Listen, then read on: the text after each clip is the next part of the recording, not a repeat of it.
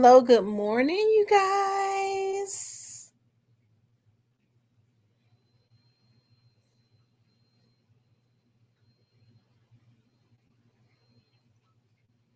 How is everybody doing? I don't know why, y'all. Look, I have been doing so good. I don't have no sweet stuff in my house. But all of a sudden, I'm having like a sugar attack. I didn't want to put no sugar in my coffee, and I didn't because I have like the skinny syrup and I do the vegan whipped cream, which tastes so good. It adds flavor, but for some reason I'm having an attack. I want some Twix. I want some Twix or a Kit Kat. That's a damn shame. What's up, Diane? Diane, you should have something by Monday. I sent you. Chew some sugar-free gum. Okay. I think I picked up some sugar-free gum yesterday when I was in the Dollar Tree. I picked up, y'all know that's Big Lots used to be my favorite store, and now the Dollar Tree took the place. I'm gonna tell y'all some places. Like, I've been going in Family Dollar. Like, I got the coupon. I do the coupons now for Family Dollar, and I be getting so many coupons. Buy $25 worth of stuff, get $10 off. I took advantage of that. I be taking it. I be getting all the coupons electronically, and I be going into the Family Dollar. Y'all get the coupon app is really the business. I think I'm gonna download I think I'm getting ready to become like a major couponing person. What do they call them? Like a couponer? I forget. They call them something like a major coupon person for fun. Because I used to like to cut the coupons out the paper. They said they don't take them no more. That's old fashioned, child. Everything electronic. So I want to become a major couponer.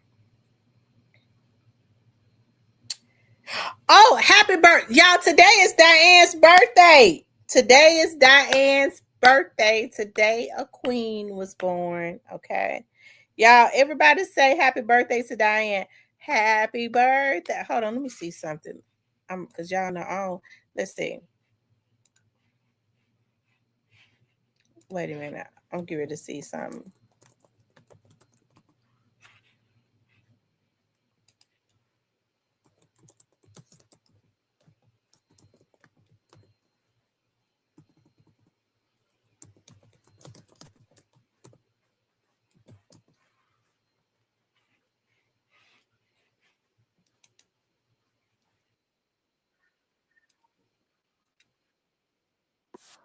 Hold on, y'all.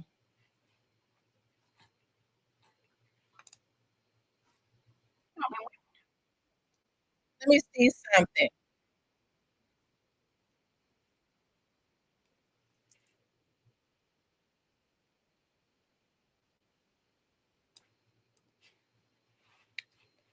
Here it is right here. Now I want y'all to sing. We got two songs for Diane because Diane has helped me through some very dark times. And I'm gonna tell y'all about it too. I'm gonna take a minute and brag on Diane. Hold on, here she go. Happy birthday, Diane. Happy birthday, Diane. Happy birthday, Diane. Happy birthday, happy birthday, happy birthday, Diane. Happy birthday, Diane.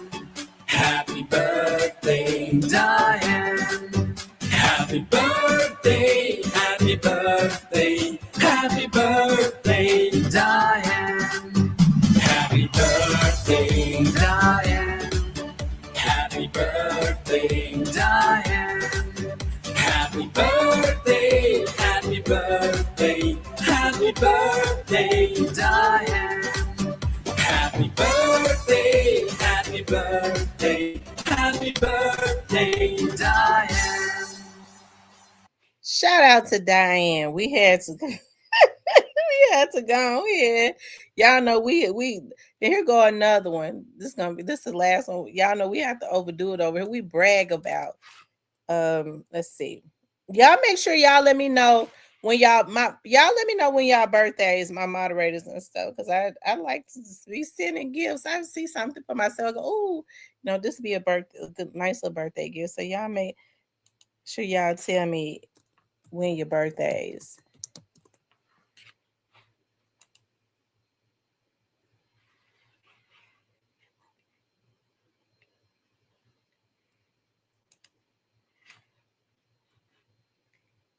We're gonna play a little bit of this one.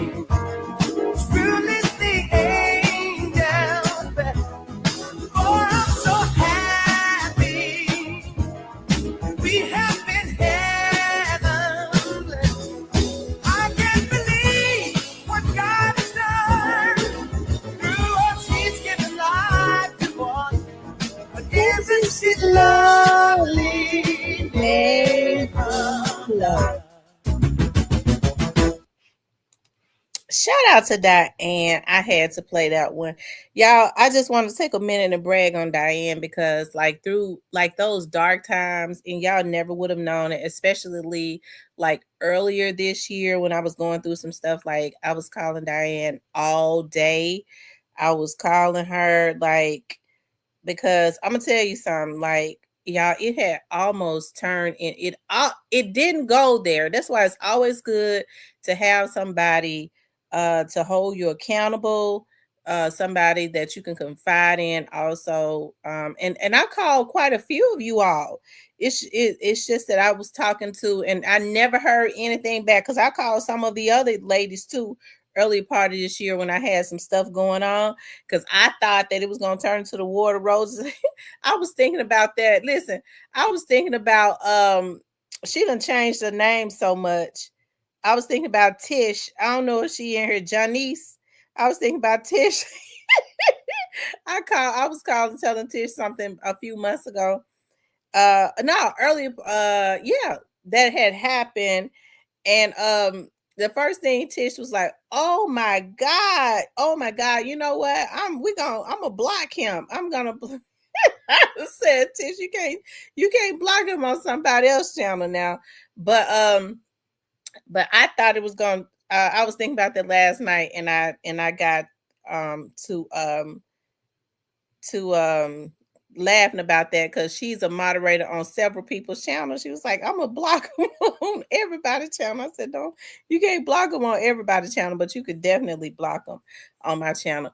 But I had already did it. But when I was going through that, like Diane never repeated anything. None of you all did. But I was just so emotionally drained.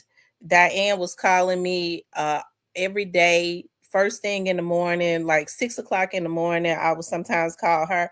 I really depended on her. Like because I've been burned so much by women.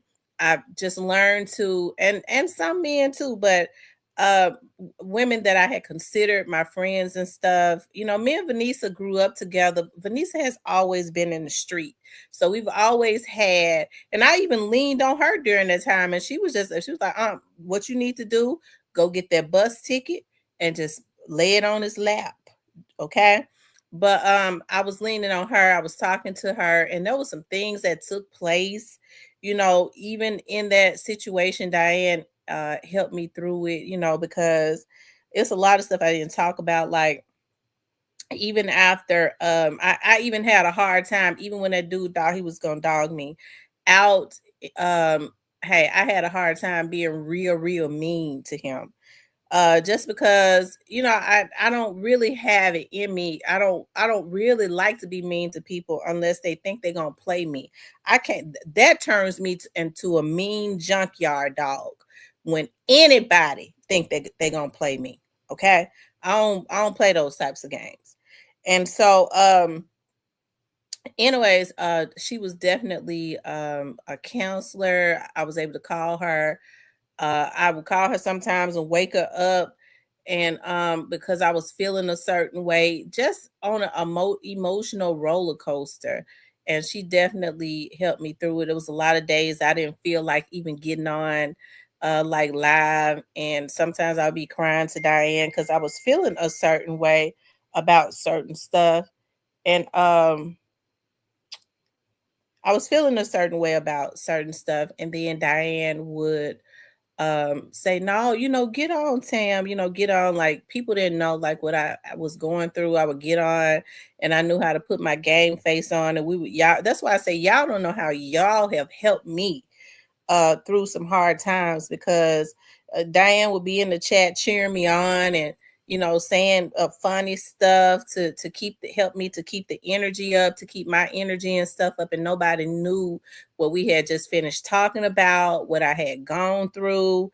The only thing I could say is everybody need them a Diane. Okay, everybody need them a Diane. And so I really do appreciate that. And she was on whatever I was on. Okay, she was on just like I'm on whatever she on, right?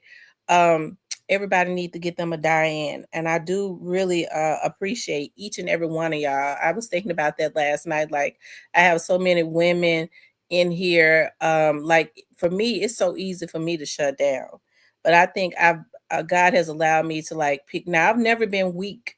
It's just that I just shut down. Just I'm gonna shut down, just go on. But I think you all have like helped me, because I see like the women in here are so strong. They be throwing, they throw whatever you throw back. Like, no, Miss T, we throwing it right back at them. Okay.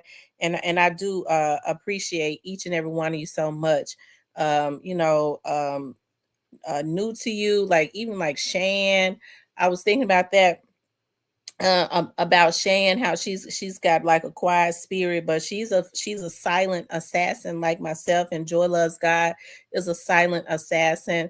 Joy, when I've called her, she's real quiet, and then she'll let you know, no, I wouldn't have did such and such, you know. Pilates Midtown, okay. Um, with Tyranny and I are, we starting to talk a lot, and I hope that I can be like a source of strength to help Tyranny, because Tyranny is a really nice person, just as you all have been for me. That's why I say you all don't really know. Like, I've always like I've learned to like hide a whole lot of stuff. Now with these men, I mean, I know like a lot of times with men, like they could be like a onan. Okay. They could definitely be like a onan. And so that's the reason why I think I tolerated so much, but and that's because I was going through stuff like when my father was sick and dying. I really didn't want to deal with nothing else. Okay. It's a damn shame you had old ass folks, like the people that was even back in Onan, to be messing with somebody. And I was going through what I was going through, right? And so now that's why I'm so not tolerable of anything. I like to go ahead when I see a monster is trying to raise its head. I like to go ahead and nip it in the bud by putting the police in the business, okay? Because I've told y'all from the very start, I am not getting ready to be on here and be fighting with no men. I'm gonna put the police on you, like Hilda said. Hilda said it just like I said. I'm put the police on you. I'm gonna do it. I ain't hear my right hand to the Lord. I raised the left one too. I throw both of them up. I'm gonna put the police on you, because I understand that it's not normal. And to these women that be using their jobs to give these folks pertinent information, bitch, I'm gonna send you back to poverty, hoe, because you're gonna lose. We're gonna play dirty around this motherfucker. regardless to what y'all think, I ain't dumb enough to be putting out no information as it relates to my job. I ain't no damn fool. My supervisors, them attorneys, and all of them be up in here. Y'all think I'm crazy? Okay? But if you think you're gonna call my job, then they rocks with me the long way. You harassing me. Okay? That's a harassment. I ain't get ready to call nobody's job. What I'm gonna do is I'm gonna get me a lawyer and let the lawyer take it from there when you violate. I know how to get results. You motherfuckers need to think about your livelihood, but a lot of these women got so much hate in their heart, they'd rather be without a job and lose them little CNA licenses or whatever it is that they got because of their hate, or to try to be in the in crowd with some of these damn men. You got to think about poverty, and you got to think about violating federal laws. Okay? And the thing about it is they'd rather be hungry and see their kids hungry, because what they understand is people tend to try to disassociate themselves, okay, from you when the government is involved in your federal violations. Right?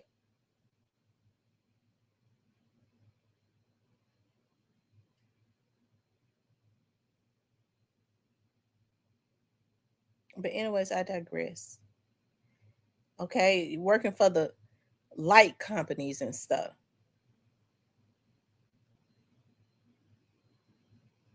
Onan got a lot of addresses because he had a dude working for the, and it, you know, if I had been dirty, because we found that dude, we looked him up, we found him, we see where he worked at, we saw where he lived at.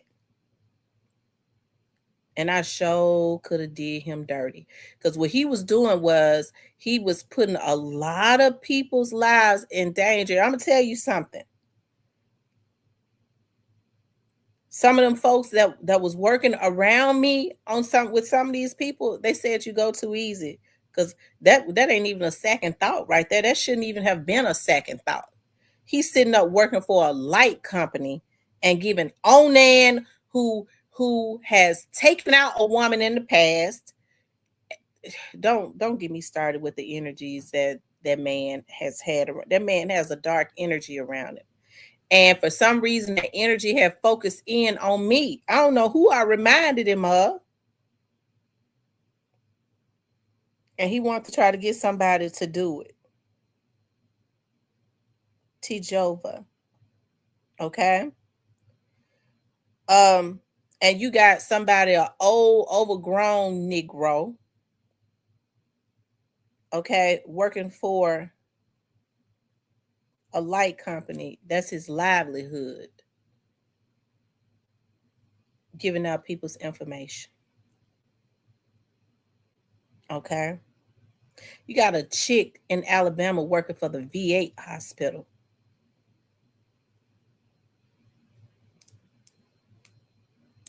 Trying to get folks records for this man, I'm told.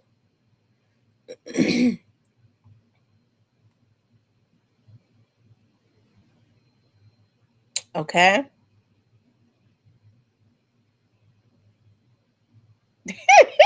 She said, can we do a marathon today? Might as well. We're snowed in.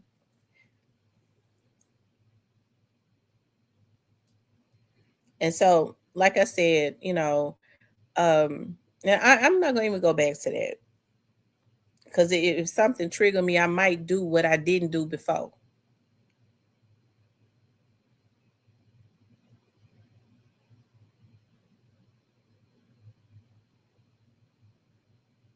And so I think I got in there. I was talking about the men, and so that's why these men, see, I don't want to be triggered, because it's stuff that triggers me.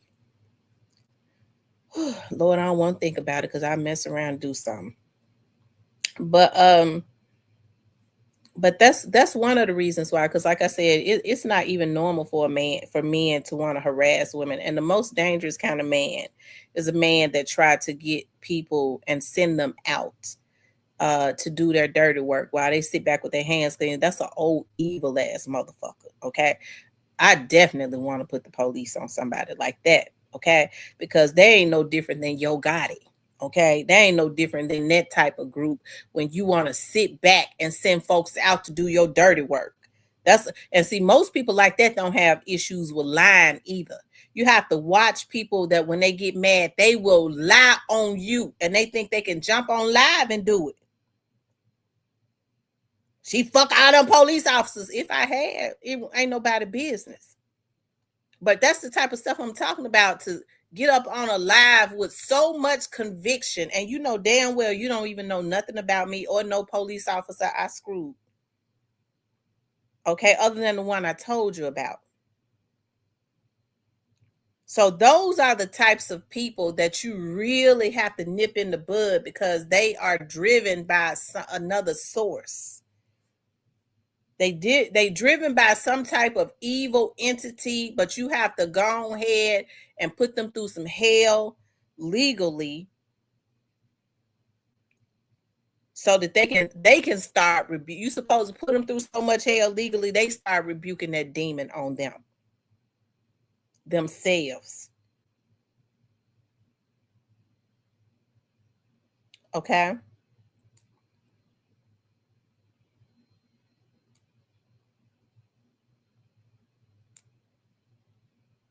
It's a whole lot of it's a whole lot of other bloggers that do it too. You know, they have, ways of they go get hackers and stuff, and they have ways of hacking, and then they put out people's information. And I'm not dumb. Sometimes I feel like um when they start putting out people's information, especially it's a way for them to it's definitely a way for them to do it um inadvertently, like when they've sold it to somebody else. A lot of these people are getting folks killed. Okay, they've gotten people hurt. Because like I said, when you start dealing with somebody like Onan, who has a sadistic murdering demon on him when he gets high, that's really troubling. Okay, with the type of stuff that people come to the internet now, and they're able to just start talking about, um they're able to start talking about, people have channels and stuff where they talk about cold cases. It's something to think that somebody would base their channel around being able to hack and get people's information and sell it to a hitman. Yeah.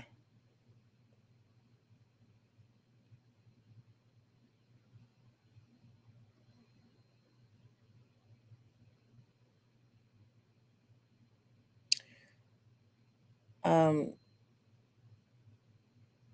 Ken Ryu. I can never pronounce your name right. Ken Ryu. Miss T, you are so thick and fine. I know I will keep my. Oh my God, Ken. Lord have mercy. Y'all know I've been on that Zepbound, and I'm gonna tell y'all something. Y'all, I'm not fake at all. I've been on the Zepbound. Oh, ladies, let me tell y'all. Listen, he took he took my dosages up. Okay. And when he took my dosages up, that was last week. Hear my right hand to the Lord. Because I was thinking, Lord, it was working, and it don't work. He's taking my dosages up to 12.5. And I believe it's 12.5. Y'all, I've lost 10 pounds in a week. I got on the scale yesterday. I look on my dad is great, y'all. I got on the scale yesterday, and I was like, dog. And I got off. I was like, it couldn't be right. So I got on the scale. I got off. I said, wait a minute. Let me go ahead and take my shower, and I'm gonna get on the stand. I'm gonna stand on it buck naked. I got to make sure, like, so I got on it. I was like, oh my God, like 10 pounds down in a week. And I know they say it ain't healthy, but I mean, I think it's done something to my brain, because like I be wanting, when I eat chicken noodle soup, I just be wanting the broth, you know. I think one day this week, honestly, I stopped at the cupboard because I like the cupboard and I like to get their corn pudding, and they have some really good grilled fish. It ain't number one piece. It's two pieces, but what they do is take a piece and slice it, child. It's so thin. And what else did I get? I got some dressing because I still my eyes and stuff still be thinking like a thick girl. And what else did I get? I was like, I think I want another vegetable. And I forget what the other vegetable was, y'all. I ate the fish, a spoonful of the vegetables, and I couldn't eat anything else. Normally their bread is really good. I could not even eat the bread. I could not even eat the bread. Like when I come home now, like I'm so glad I bought me a freezer and I went into the grocery store.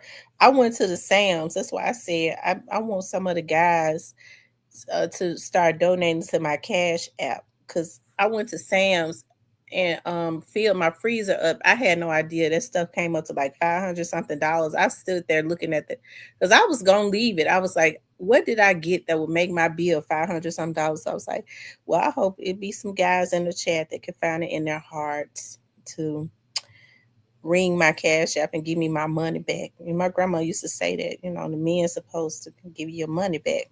Okay. And but I've been saying that and nobody has given me my money back. Okay. And I know some of the men saying she got to be crazy. She ain't none of my woman, right? You supposed to find it in your hearts. The men are supposed to find it in their heart to give me some of my money back. I want my money back. Some of it. Okay. All right, y'all can tell I'm spoiled because I be feeling like these men supposed to do everything, even if they ain't none of my man. Even if they ain't.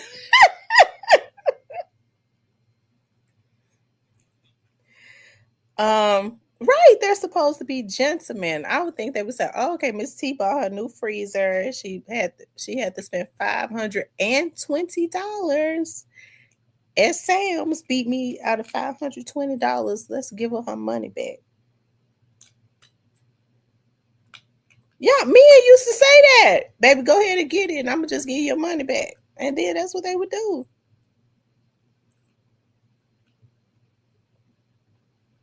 They don't do that no more. I don't know what's going on in the world today. Anyways.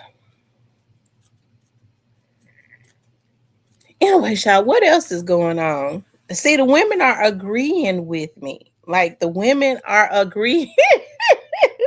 The women are agreeing. Run it up. That's right. Run it up. No, Stephen, they are not called simps. Those are gentlemen. I'm gonna tell y'all something. Like this lady that used to talk to my one of my uncles, okay, and they were just friends. And she was like, I used to. He's passed on now, but believe it or not, a lot of my cousins they ain't no good now. I would not recommend women dating them. I wouldn't recommend it, not unless you're a pain freak. Because even in their old age, they still they have whoremongering spirits, but now they have a lot of money around them. Unfortunately, women will insert themselves in situation with men that have a lot of money, and if they're not settled, you're looking for some pain. Okay, you're looking for some pain, and I wouldn't recommend dating them at this point because even with them being in their 50s, they are still not settled. But the women be out, they be wanting their money. I mean, and here's the thing, like they don't try and use women. Okay. They never try and use women. They basically they provide. The women that they talk to, they provide for them. Okay. I think the issue is now because I come from an old school. Okay. I did, and it's not definitely not male bashing or whatever, but I come from an old school where I saw like my grandfathers, my dad, and all of my dad used to always say that to me. My dad was a damn man. He's rest in peace to my father. My dad used to always say that to me, girl, are you dating somebody? And he used to always say, you need to get you a boyfriend now. So you need to be dating at this point for a husband. And so my dad used to always say to, because you get you somebody and he can help you. And he was a stickler on, because I remember at one time, like some time ago, I was thinking about, like, me and this guy, we was together and we was thinking about moving together. And so my dad said from the very start, he's not thinking about moving with you, is he? I was like, no. He's like, oh, okay, because if you're gonna move, if you're gonna be living with that joker, in which he used to always call them jokers. He was like, in which I don't agree with you living with somebody and you're not married to him. But if you're gonna be with that joker, you need to make sure he has a space to move you in. I mean, he was just old school like that. My granddaddy is 80 something years old. He still get out. He has one of the top tree businesses around the Mid-South area, and he's had his customers forever. My grandfather still gets out there with his employees. It helps him to just stand out there because he sure can't climb no tree, okay? But it helps him knowing that he got employees that depend on him, so he still employ them. But he believes in, they believe in working hard and providing for their women and their families. I don't know what this world has come to now when men want to try to hit a lick on women. And I think that's why a lot of these men like have bad luck. Okay, because if you could find a woman that is kind enough to say, okay, well, listen, hey, he ain't where, because it's easy to identify talent. Now, don't think as a woman with no damn fool, okay, this person got some potential, as long as he want to work. Okay, as long as he wants to work, right? So if he want to work, he's a hard worker. He's, loyal. Hey, this is something that I can work with right here. This is something, that I can work with. He wants to work. But I mean, ladies, you need to marry. You need to make sure he marry you first, but make sure he's working. I think the issues now is a lot of these men try to make women feel guilty about not wanting them if they ain't even interested in working. They don't know how to manage their money right. Selfish, look for you to take care of them. Absolutely not. No. And a lot of men don't feel, if they're real men, they don't even feel comfortable with eating off no women. But some men are comfortable with women just handing them shit, and women shouldn't do that. That's the problem. Well, I'm a hold him down. My oldest daughter is absolutely gorgeous. She is. Both of my babies are so freaking beautiful. And my daughter had a little issue like me. Okay, my daughter like dudes that has an edge. Okay, I grew up around street dudes. She didn't. So she like dudes that have a little edge, right? But now the dudes, her in her era is they ain't the same no more. Okay, as in my era.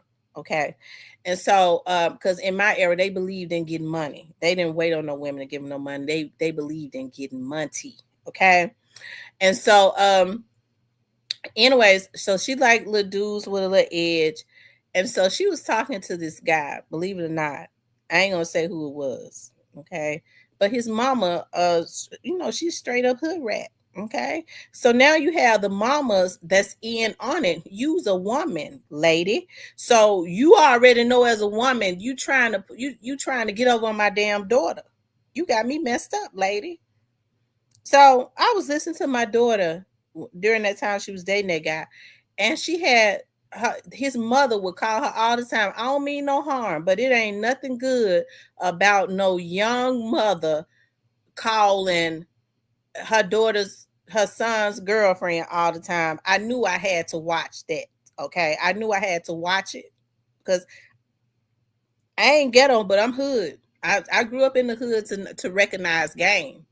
A lot of times I'm quiet because I be trying to see the depths of how low down a Negro is. Okay, but I ain't never been no fool or no pushover. If I help you out a little bit, if I give you put you up on a little game or something, it's because I wanted to do it. It's just in me. I don't like to really see people struggling. It don't cost me nothing because I get mine. Okay, but the mindset of a lot of these people now, yeah, I got this off of her, bitch. That's the reason you ain't got none, hoe. Because you sit up and thinking instead of saying, God, thank you for good people like that, your mind saying, yeah, I still got it. I'm playing somebody. And that's the reason why you ain't got nothing. You'll play yourself out of a good position. That's what most people do. That's the reason why they ain't got nothing. They play themselves out of good positions thinking that they're using somebody, right? The whole time you ain't using that person just good to anybody, right?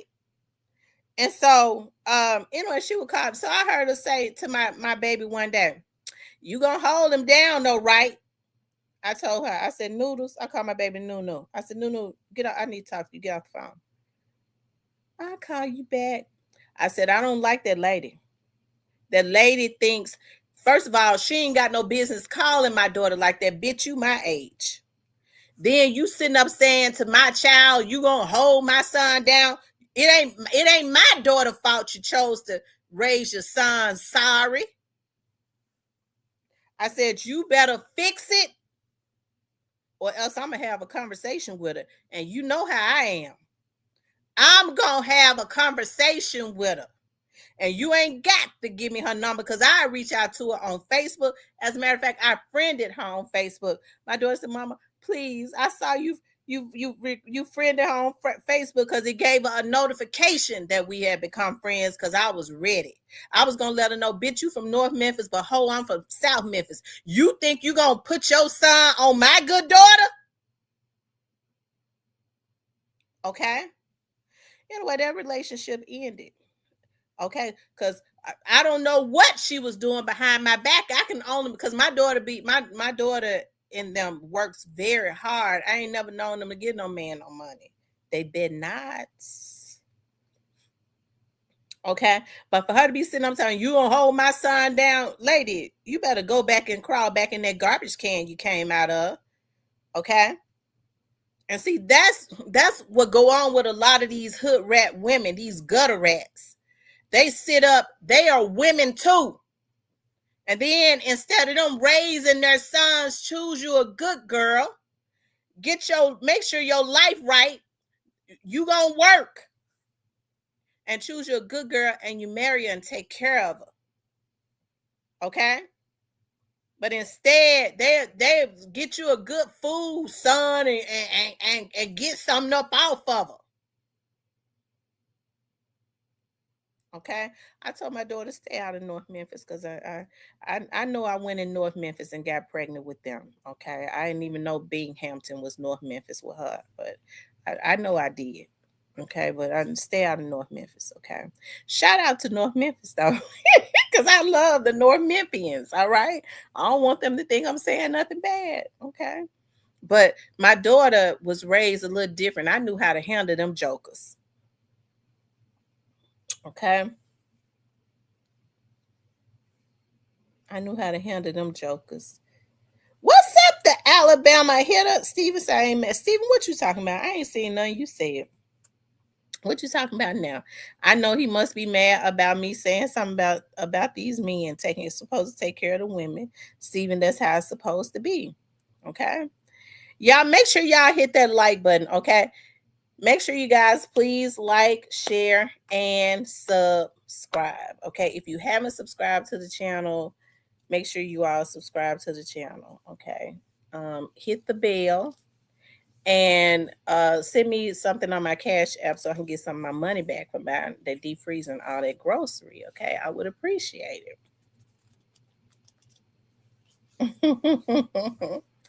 Hey, Joy Jones. She said, "Good morning, everyone. My son is 23. When I broke up with his dad, I said no man would live in my house without being married. Any man I dated did not live with me. I told my son I am marriage material." Yeah. You know what? I kind of messed up like earlier this year, and I think about that. You know what I mean? And the more I think about, because I'm not mad. I was never mad anyways. I think the part that really bothered me, but that I think that was my fault, because but I was going through a depression. Is what he did like afterwards, like the stuff that I'm hearing that he did like afterwards, like um and and people don't really know, like I'm not mad about it. I said I was not going to talk about it anymore, but it's the stuff that he did afterwards, after I had protected him, really. It never should have happened, because like I said, when he first started saying it, it was just like boom, I'm moving to Memphis. I was like, huh? Yeah, I'm gonna move to Memphis. I was like, I don't think that's a good idea for you to move to Memphis. No, I'm gonna give me somewhere. I'm gonna get an apartment close to you. And I thought about that. I was like, I still don't think that that's a good idea. And well, that's the only way we're gonna get to know each other. I was like, we could get to know each other, but I mean, it was just like boom. Now I understand he had an agenda and all of that. I believe. Hey, it's neither here nor there with me, because I mean, I got over it fairly quick. You know what I mean? Like I think the thing that bothered me was the things that he did. It's like, dog, you gonna try and destroy me the same way that white lady you been with was destroying you? Um, you gonna handle it like that? Not because he was mad at me. It wasn't because he was mad at me. I think it was because he wanted to prove to her this black woman is nothing to me. That's exactly the reason why he did it, and so. Um, I didn't know the extent of everything he had did until people started telling me the extent of what he was doing, behind my back, and the things that he was saying behind my back. And when I knew I had so many stones that I could have been throwing at him, but I did not do it, right. Even in the midst of all of that, because me and that lady was talking, she was calling me like almost every day. The lady she thought she had made a fool out of me. She was sending me scriptures. You better than that. You this, you that. She thought, because see, he went back to her. So she thought she was making a fool out of me. Says a girl and my daughter had an issue, and the girl brought a group of girls and guys to my home and incited a riot last night. It was chaotic. How would y'all handle it?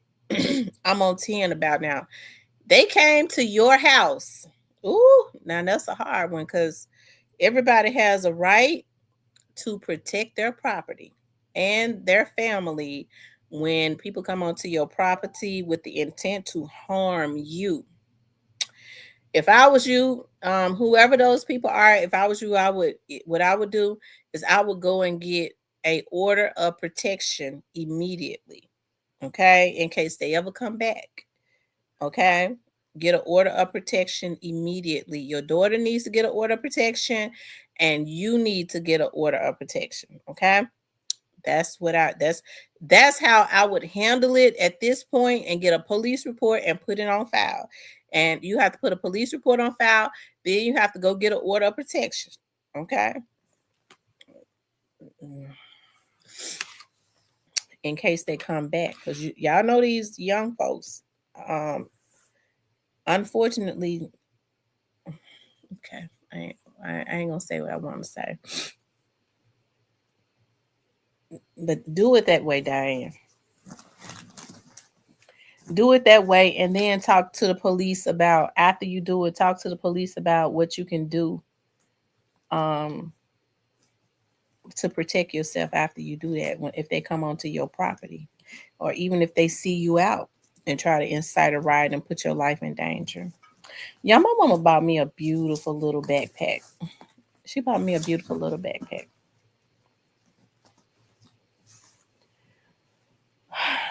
It's a for Christmas. It's a Coach backpack. I love it so much. I haven't even put took in the paper out of it yet, but it's so nice. Yeah, I love Coach purses so bad. I love them so much. I do. I love Coach purses.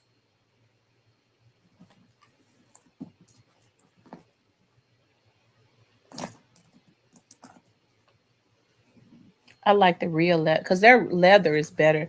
Everybody else got that fake leather now, but Coach be having that real leather. The leather is soft and it's genuine, and I love it.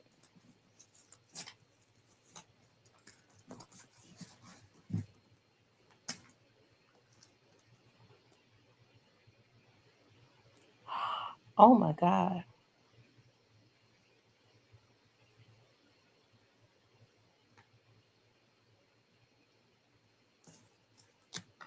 No wonder my mama was saying, "Girl, you better make sure you have me a good gift." My mama paid $450 for this backpack.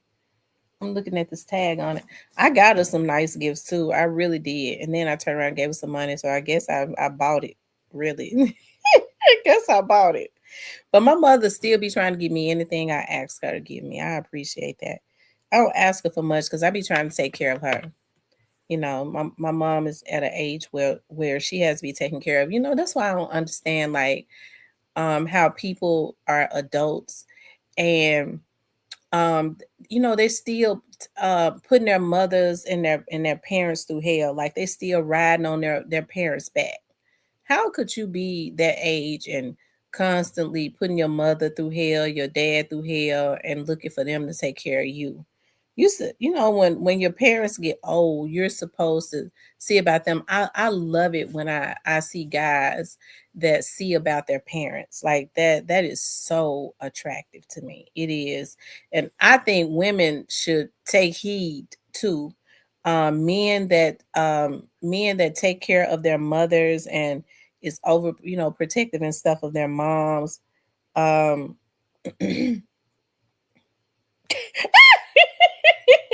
He said, "I'm gonna get you a purse from the blue tent outside the gas station." I like it. I like it. What I'll do is um um I'm trying to think what I'm gonna do with it. I'm gonna do something with it. I'll carry it. Um yeah, they're supposed to, like, you have to watch like men and women, because these girls now are so disrespectful. These girls, it seems like they're way more, almost way more disrespectful than these younger girls. They're way more disrespectful than these boys. People don't talk about that, but they are. These girls are so, like, their attitudes and stuff are so nasty. A lot of them just don't know how to have no class about themselves. They be ready to crash out. Like, they carry all of this anger and entitlement and stuff. It's really, really sad. It really is. Like, I don't know what this world is coming to. Like, my girls, when they were still underage, I did not. They know their phone was gonna get taken. They was not gonna be able to get on their social media. Their laptops was gonna get taken. If I ever caught a picture of them with the with their tongue out, and to this day, my daughters don't take pictures with their tongue and stuff out because I did not play that. I did not like that. To me, that is disgusting. And you see older women doing that too. They taking pictures, they tongue and stuff hanging all up out their mouth. Oh, just disgusting. Just I don't really know what's going on, and I'm not being judgmental. And I know people say, well, those are just antiquated ways. There are no antiquated ways about being there are no antiquated ways about like having class about yourself. You know what I mean? You really have to have class about yourself. You do. You have to have class about yourself. So, and that's not being taught. And you see some of these girls, and then when you meet them, I don't mean no harm. You meet their mothers. and then you see, you get an understanding of what's really going on. Okay, you get an understanding of what's really going on. I was looking at a video of a young boy had gotten shot. Now he had stolen a car and he tried to run the police over. He was 15. He tried to run the police over and they shot him, but he didn't die. Okay. And because at that point he was really a threat to the police. And the mother came out on the scene. Where my son at? Ah! She was trying to run all past the tape and cussing and beating the police up. Where was she when her son was overnight in a stolen car? Her 15-year-old son. Why was she not doing all that? Why was her 15-year-old son able to be out stealing cars and out all night? Let's start there. When people talk about what we're gonna start at with these kids, let's go all the way back to the home front. What's going on up in there? Okay. Because see, grandmamas ain't like they used to be when the crack era hit in the 80s. And I'm old enough to remember when the crack era hit, because I was born in the late 70s, but I grew up in the 80s. So I was old enough to remember when the crack era hit. Okay. And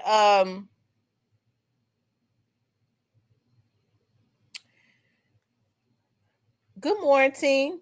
And you still had grandmothers that was like my grandma. So when you hear Dolph and people like that say he was a crack baby, Dolph and them were saved and were still able to grow up in a decent home because they still had old-fashioned grandmothers like Miss Ida May. Okay. Now the grandmothers and stuff ain't like they used to be.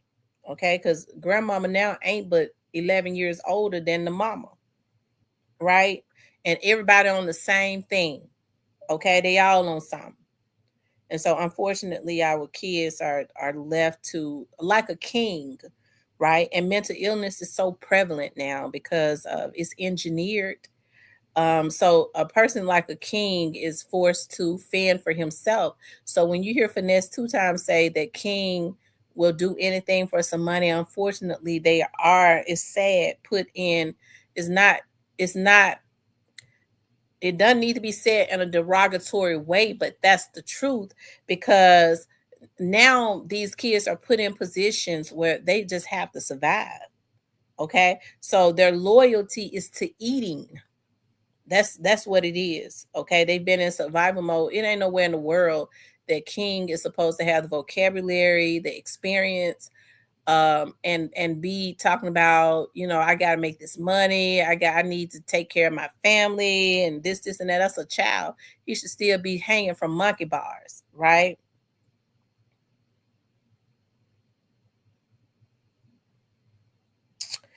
Absolutely. And you have women like Ari Fletcher. You absolutely right, the Alabama hitter, that will sit up on a major platform where millions of young girls who think that that is the life, that hoeing is the life. We're in the era where girls think that hoeing is going to get them riches. Okay, but it's really getting them the H to the I to the V, and their bodies worn out real fast, right? I get to thinking about, like, I am in my late 40s and I have been with 8 men. Okay. To me, especially coming from the era that I've come from, 8 men is quite a bit of men. Because when I said that to my mama, I told my mama I had been with 7 men. That was before I was with that loser this year. He made 7.5 because I don't consider him a whole man, really. And so my mama said, "You've been with 7 men, girl. You are just too loose." My mother and them could not even fathom being with, like, I've seen, like, growing up, I've seen my mother with, I've seen 2 men that my mother has dated because my mother didn't do that. I've seen 2. She never stayed away from home, nothing like that. We didn't have men spending the night uh there with us. It just did not happen. it didn't happen. And as a result, I didn't do that. I did my thing though. I did my little thing, okay? But I didn't have guys I didn't have my boyfriend spending the night with me, like, or hanging around my house, especially like if I had a steady boyfriend, yeah, my daughters probably would see him, sitting in the front with us, but he wouldn't get ready to go in no bedroom and close the door with my girls there. No. If my girls were there, then he would leave. When my girl spent the night with my mama, now he came over and we told the club up, okay? But it was not get ready to be in front of my girls because girls are very impressionable. What kind of mother would I have been to be sitting up letting him spend the night with me, closing the bedroom door? No telling what would have been going through my girl's head. I wonder what mama doing in there with that man. And you have women now that even let their sons and their daughters hear them having sex with the man. Okay. They be all hollering and, oh, don't get me started with their kids listening in the same house, and she ain't, these women should be ashamed of themselves, like with the type of stuff that they do, and then they do it on the guys. I'm grown, bitch. You ain't feeling good like that because your ass been woe out. So you ain't feeling nothing anyways when you doing all that hollering and stuff, traumatizing your child. Okay? You got to hear it from a real woman. I got to put the truth out there. Your ass been wore out, so you don't feel nothing. So why is you traumatizing your kids? Okay? Trying to boost the ego of a man. Okay? Joy Jones says, yeah, I don't know what is wrong with Ari. Yeah, so let's talk about that. So Ari gets on there and she gets on there and gets a hollering about she for about $750,000. She would let a man poop on her. She would let a man. Now this is a girl that unfortunately a lot of young girls look up to, right? Because they ain't been taught about what no role model is. And you got Carisha that's sitting on a platform, and they had this song, and I sure used to like the beat that the City Girls had. It was called the richer the nigga, the wetter the coochie. Okay, I like the beat. I didn't necessarily like the song, and this is what they've been promoting. So you got her sitting on there talking about she loved being a rich man's whore, Carisha, and basically Ari, who basically probably is, but she got money bag, so she can't really say it right now. Okay. But she's on there talking about and promoting a man, what is it called? Defecating on her. Girl, you better wipe that stuff out. How can you wipe that out of your memory, out of your mind, out of your psyche? That you let a man poop on you like you was nothing, like you was the toilet for some money? For some money? So it makes me feel like that I think a lot of these people are agents like Ari. Maybe she's in with the Iranians or whatever they're called. I don't call them Arabs because I hear that they feel look at that as being derogatory. I don't like to disrespect other races. Okay, so I don't call them Arabs. I'll call them Arabians or Iranians. So when they go over there with them in the Middle East, is she promoting that it is okay? Because I hear that those rich men, that's what they like to do. And the only reason why they like to do it because I'm sure they're not doing that to their women. They make their women and stuff stay covered up. Now they might not treat them the best, but they ain't shitting on them. Okay. People, when they're low down and they know you do anything for money, they try to see how far you will go for some. Oh, they're rich. So it's the Saudians. Are they called Saudians? Hitter. What are those Saudi Arabian? Are they called Saudi Arabians? Y'all help me out. It's Saudi Arabia. The Saudi Arabians, I believe that's what they're called. Arabians. Y'all know I like to get it right. Is it Arabians? Um,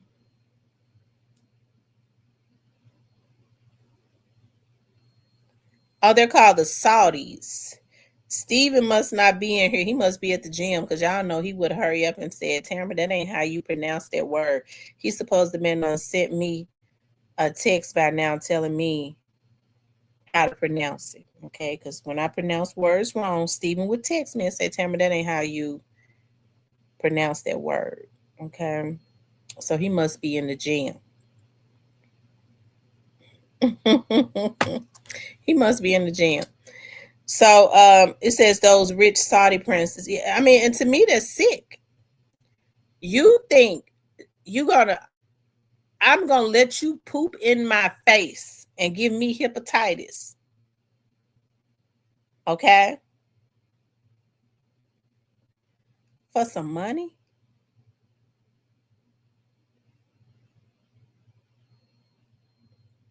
But these girls don't think nothing of themselves. She said, girl, you better wipe that poop off and go spend that $750,000. I can imagine that it'll go real fast. Just the idea that you allow somebody to treat you as if you was the toilet, right? A maggot, less than a maggot. Okay.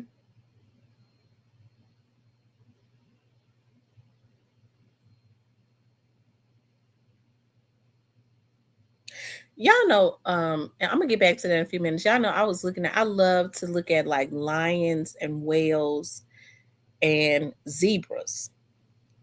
I just had this thing for zebras. They are like wild horses. They call them striped horses, right? And it's funny how nature is like there's an order to everything. Like I'm real deep like that. That's why I be out there like I'm real deep like that. I love to study the behavior of it's weird because like even when I see people on here and I see that their behave like I'll watch them. Like certain vloggers, I'll watch them, especially if I feel like they have like a deviant behavior. I kind of watch that to study their behavior. That's how I be knowing like what a person is capable of. I really do. And so and that's because I took this when I was in college before I took this course. And as a matter of fact, when I was in the academy too, they spoke a lot about um, that too. Like when in our class, spoke about serial killers, but I also had a class about serial killers, right? Studying the minds. I like to study people's minds. I know I'm weird, but that's just how I am. I don't want to be no psychiatrist. I'm just weird like that. But anyways, with zebras, it's funny like with the order of things, like um there's a order, like a pecking order with the zebras, like the stallion, um like when you see all the zebras lined up, it's lined up from I guess like the main female zebra and the they would call them the harems line up behind the main female zebra in the pecking order. And so when a zebra is has they join like a pride or that's what I want to call it because I don't know what it's called. Like a pride of other zebras and she's already pregnant by a zebra pregnant. The stallion when she joins that group of zebras already know that she's pregnant. And so when she has the baby, I looked at like the stallion knows from the start that that's not his bloodline, just like the lions. And he'll kick the baby to death. And and it's funny because I was looking at the female zebra, she was fighting so hard for that baby, but he was stomping that baby so bad, like he just went crazy. Okay. And the baby was not dead yet when um he was kicking it. And it's so weird. Y'all, what are those birds and stuff called like that come and eat up the flesh? they start flying down to eat the flesh of anything. Y'all, what are those birds called? Are they pigeons? Are they pigeons? Y'all, what are those birds that fly out the sky when there's like dead bodies or dead flesh, and they fly and start eating the body? The vultures. Okay, the vultures. So the vultures, before this right here blew my mind totally. The zebra was not dead yet. Okay. And it was clinging to life. It was not dead, and the mother was still nudging at it, trying to get it up. And the vultures started flying down out of the sky, and just and she was trying to keep the vultures back. And they just stood over, like they started flying down and just stood over to the side until the zebra stopped moving. Isn't that something? They already, it's something like the zebra was not dead. And the vultures knew that the zebra was getting ready to die, and flew down and was over to the side until the zebra stopped moving, and the mother finally gave up after it saw it was dead and was not going to move anymore. And then she had to leave it. And then when the mother left the body, the vultures flew on over to that zebra and started eating. I was like, oh my God, like this is just something. This is so, it's sad, but it's amazing. Like everything has its own like universe. Like we would think that, you know, a lot of these animals and a lot of the birds and stuff, like they're like not docile, but like they don't have a mind, you know, but they just have their mind is in like another type. They communicate with each other just like we communicate with each other. It's just different. They don't necessarily understand us, but they have their own world. And it's just weird, like how they automatically all just started flying out of the sky and just waited for that zebra to stop moving.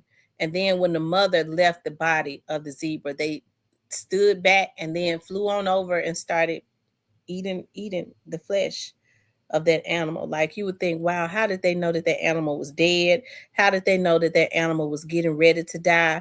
And they just fly out the sky from out of nowhere. And it's just, to me, like stuff like that just kind of blow my mind, like looking at like other, even looking at whales, and I call it the people of the sea. You know, stuff like that keep my mind calm. When you deal with the type of stuff that I deal with all day, every day, as far as my job is concerned, stuff like that keeps me far removed. Because when with the type of work that I do, I'm reminded every day of how a lot of us need God. Like humans have really, like, we need God, really.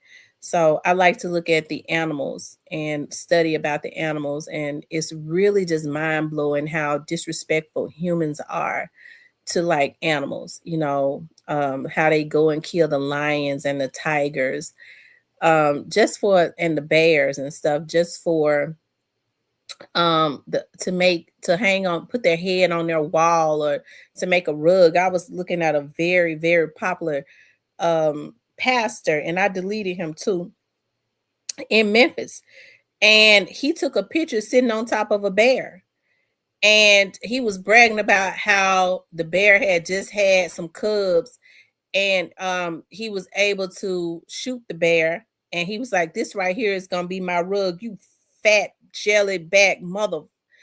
Oh, but he's supposed to be a man of God, but you going into the woods looking for a bear that was looking for food to feed her cubs, just so you can stand your big fat 900-pound ass on top of a rug, you bitch. But he got the nerve to sit up and preach about life and love and this and that when you're disrespectful, right? Look at how destructive humans are. I don't even like men that don't treat animals right, that don't treat dogs right. If they could be mean, I don't even like cats, but I'm not going to try and hurt no cat. But when I see men that are disrespectful or abusive to dogs and cats, y'all, that's a sign that they'll be abusive to you, because dogs and cats have feelings. Okay. I remember when I was dating my ex-boyfriend that lived up there in South Memphis, it was a cat that went on top of his grandmother's house. Okay, I don't know if he called himself was showing out in front of his friends or what, but they was trying to get the cat off of the house, and the cat was scared of them. And so then all of a sudden he just kicked the cat off the house. He kicked the cat off the house, y'all. He kicked the cat off the house. I cussed him out so bad it was ridiculous. Like, that really did something. I told him I don't trust you no more. I don't trust you. I don't even like you. You sick and all everything. I tried to make him feel as bad as I could feel. Okay. And I talked bad to my daughter's dad too in Binghamton, because he said to me one day, because we was riding, I was like, be careful, it was like, yeah, because me and my partners, we love to hit dogs. I said, you like to hit dogs with your car? They ain't got no business crossing the street. I said, you like to hit dogs? Don't worry about it. I put him through so much hell, but he tried to put me through hell first. I just threw it back at him. Okay. But it's stuff like that. When people are violent like that, that's really sad.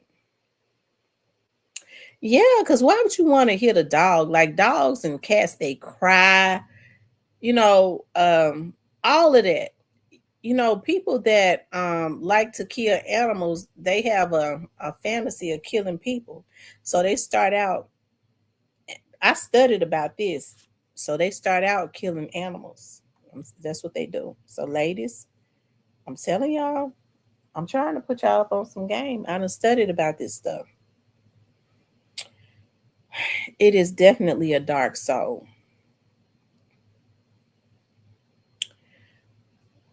I don't care. And I don't play about my pets. I don't play about my puppies. I takes care of my puppies. I take them to get pampered. I love them. I got them spoiled. They eat good. Okay.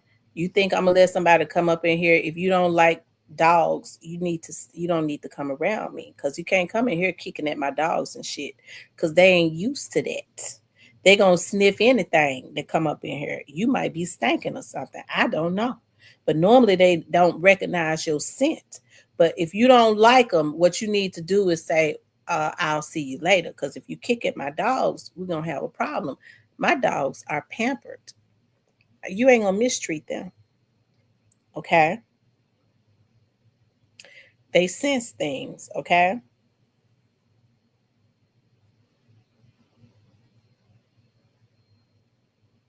My daughter got a dog, and the fire department was giving them away, y'all. And oh my God, they was giving them away for free. And my daughter went and got one. I ain't never seen no dog like it. They don't know what kind of dogs it is. I've never seen a dog look like it.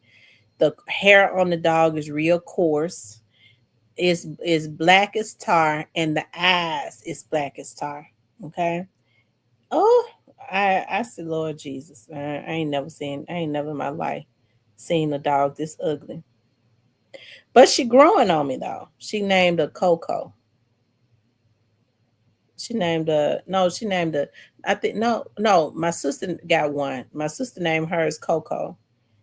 And my sister named hers Coco. My daughter named hers Gigi. I ain't never in my life seen. I don't know what kind of dogs they are. They so ugly. They jet black. The eyes, there is no white part. Like, you can't even hardly that's how you can't see the eyes, because they're so black. And the hair is very coarse. I've never seen a dog that ugly. Never. I said, Lord have mercy. And then the first thing she do, she'll run and want to try to jump. I said, this dog must know. I said, Lord have mercy. I do not like to pet ugly dogs, but she gonna make I tell her, I said, why don't you get this dog? I do not like to be rubbing on ugly dogs. And she be wanting me to rub, she make me rub on her, but she is grown on me. She is very lovable. My sister one is got a real nasty attitude. I don't like just keep that thing on. Most likely a black lab mix. It probably is. It probably is. I need to tell my daughter to send me a picture of that dog. Maybe y'all can identify what it is. Let me call my child. I'm gonna put the picture up, child. Let me see if she'll send me a picture of that thing, and y'all can identify what it is. She needs to. She took it to the vet. The vet don't know what it is. It just said it was mixed. It was mixed. It's a shame when the vet don't even know what it is because they had to take them to get shots and stuff. Hold on, let me see. My babies be getting sick of me, especially this one. This is the real nonchalant one.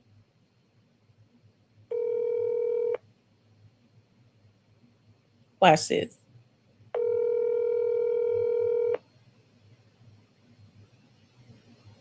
Hello. What you doing? On my room eating. On your what? Oh, okay. Listen, I got you on speaker. You're on my show. Okay. Um, did the vet ever tell you what kind of puppy that was you got? No. Listen, take a picture of it and send it to me. I'm gonna put her on my show. I was telling them how ugly she was, and nobody can even identify what she is. Maybe they can identify it. Somebody said she might be a mixed lab. Take a picture of it and send it to them. Okay. All right. If she send me that picture, I'll be real surprised, child. She just like her daddy. Okay. All right. All right, Mom. She ain't gonna argue with you nothing. She just ain't gonna do it. She real nonchalant. Someone can kick an animal if they want to. Then they start seeing bad luck like falling and breaking their neck off. What's up, Cypress?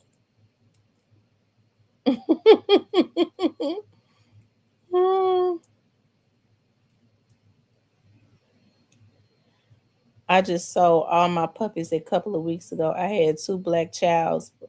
You know what? Our first dog was a chow. And I didn't even know that they still breeded chows. But here's the thing about a chow, they will turn on you. They'll turn on you and bite you. Like I would get scared of ours sometimes because he would they'll turn on you and bite you. They'll turn mean on you.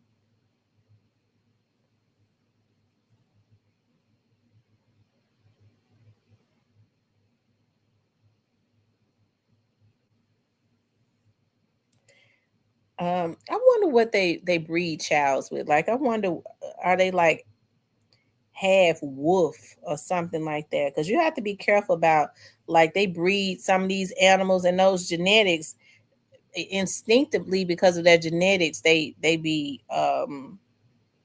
aggressive and mean. They'll turn mean.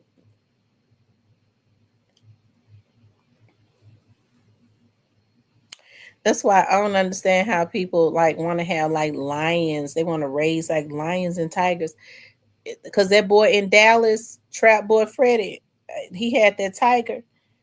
That tiger was gonna eat him up. If they had not taken that tiger, if he thought he was gonna be able to raise that tiger was gonna get real big.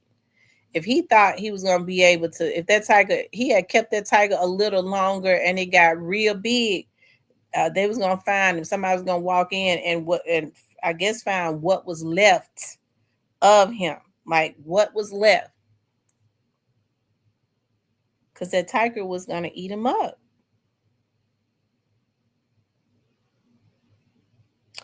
Ours was brown. She said we had one and she was white and beautiful, but she had to go because she thought that I couldn't whoop my own kids. Oh, she would have a fit. But you know, they used to have blue chows too. We wanted a blue one, but they didn't have anymore back then. Let's see. Uh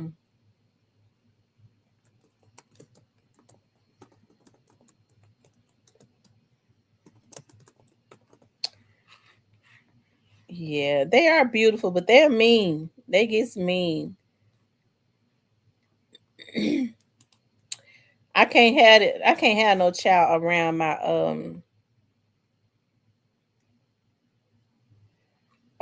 Yorkies. It might eat them up. It might be mean to my Yorkies, so it just can't happen. Oh, that's how Pompey used to look. Mm.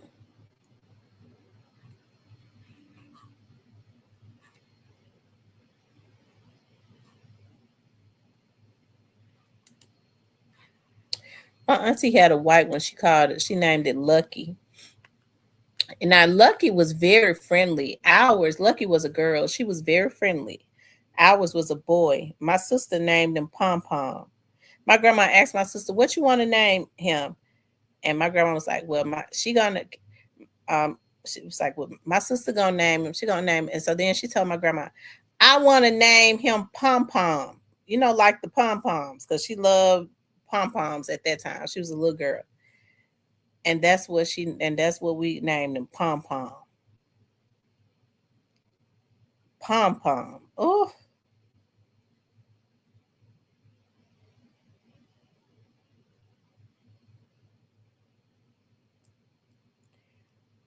most of the child DNA come from Akita bloodline crossed with an old breed from Mongolia. Oh, like that guy in New York about 20 years ago. His family found him unalive. Yeah, I don't know why people want to try to bring those exotic animals. Now, I love lions. I'm gonna look at me a lion documentary today because I'm just gonna chill at home today. Well, I can I gotta chill at home. I can't go nowhere, and straighten up a little bit and look at lion documentaries and whale document. Y'all, whales are such amazing mammals. Like, I think it's so good. Like dolphins too, they are very intelligent. Now are not intelligent. Um, sharks don't sharks don't have a mind. I don't think. But whales and dolphins are highly intelligent. Whales have the mind of the brain of a 15. They said the whales have the intelligence of a 15-year-old boy. Because remember, this scientist was in the water. I was looking at this documentary. This scientist was in the water, and she was out in the water with a whale. It was around the whale and stuff. And she said all of a sudden the whale started trying to push her. He started pushing her back towards, like, nudging her back towards the boat. And they thought that the whale was getting aggressive, so she went and got back on the boat. And then that's when they saw a shark. So the whale knew that the shark was coming and was intelligent enough to try to start nudging the scientist to push her back towards the boat. So yeah, whales are very intelligent. That's why they're supposed to be out in the ocean or whatever. That's why they get very depressed, like when they capture them and take them to Water World and all of that, because they're not supposed to be confined like that. I think we speaking on some tiger, full grown, and man went to hospital with a snake bite, but lately tiger bite, and they had to sedate the tiger to get in apartment in the projects. Like I said, I don't understand why these people are wanting to take these animals in, and I don't understand that. They say the sharks did not used to have the taste for human blood until the slave ships were coming over, and when the slaves passed, they threw the bodies overboard. And I can't believe. Hmm. Um, I don't know.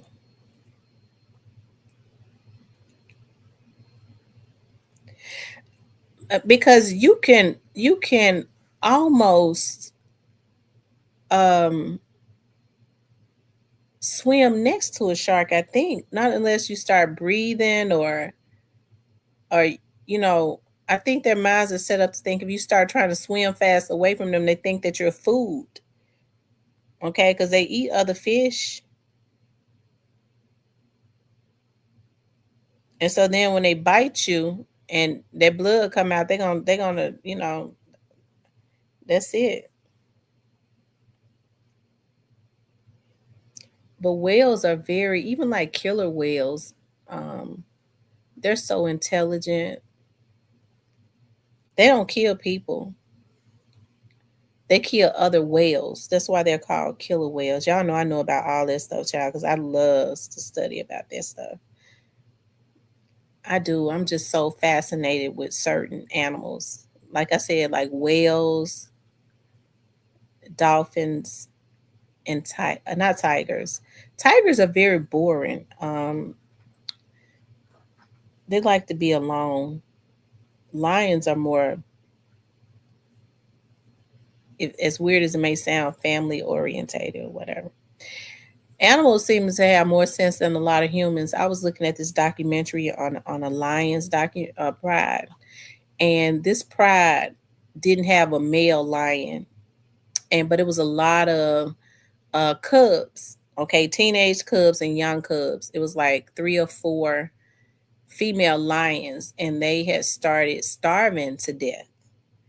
About starving to death because it was not enough food. Even when they would kill the food, like get a kill, like it was just too many of them, and they were not getting a lot of kills. And female lions are mostly the ones that go out and kill the food because they can run faster. They're smaller than the male lions, but they're strong and they can run faster. And so, anyways, so y'all, this right here blew my mind. I never forgot this. That's why I said I don't know what's going on with our men today. Not all our men, but some of them.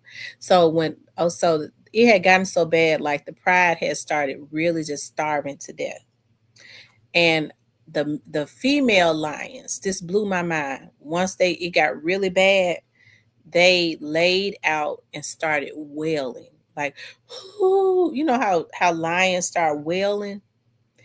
And they laid out and started wailing. And the narrator was saying, when female lions start wailing like that, that sends a signal to other lions, other to male lions, that that they are in distress and that their pride is in trouble.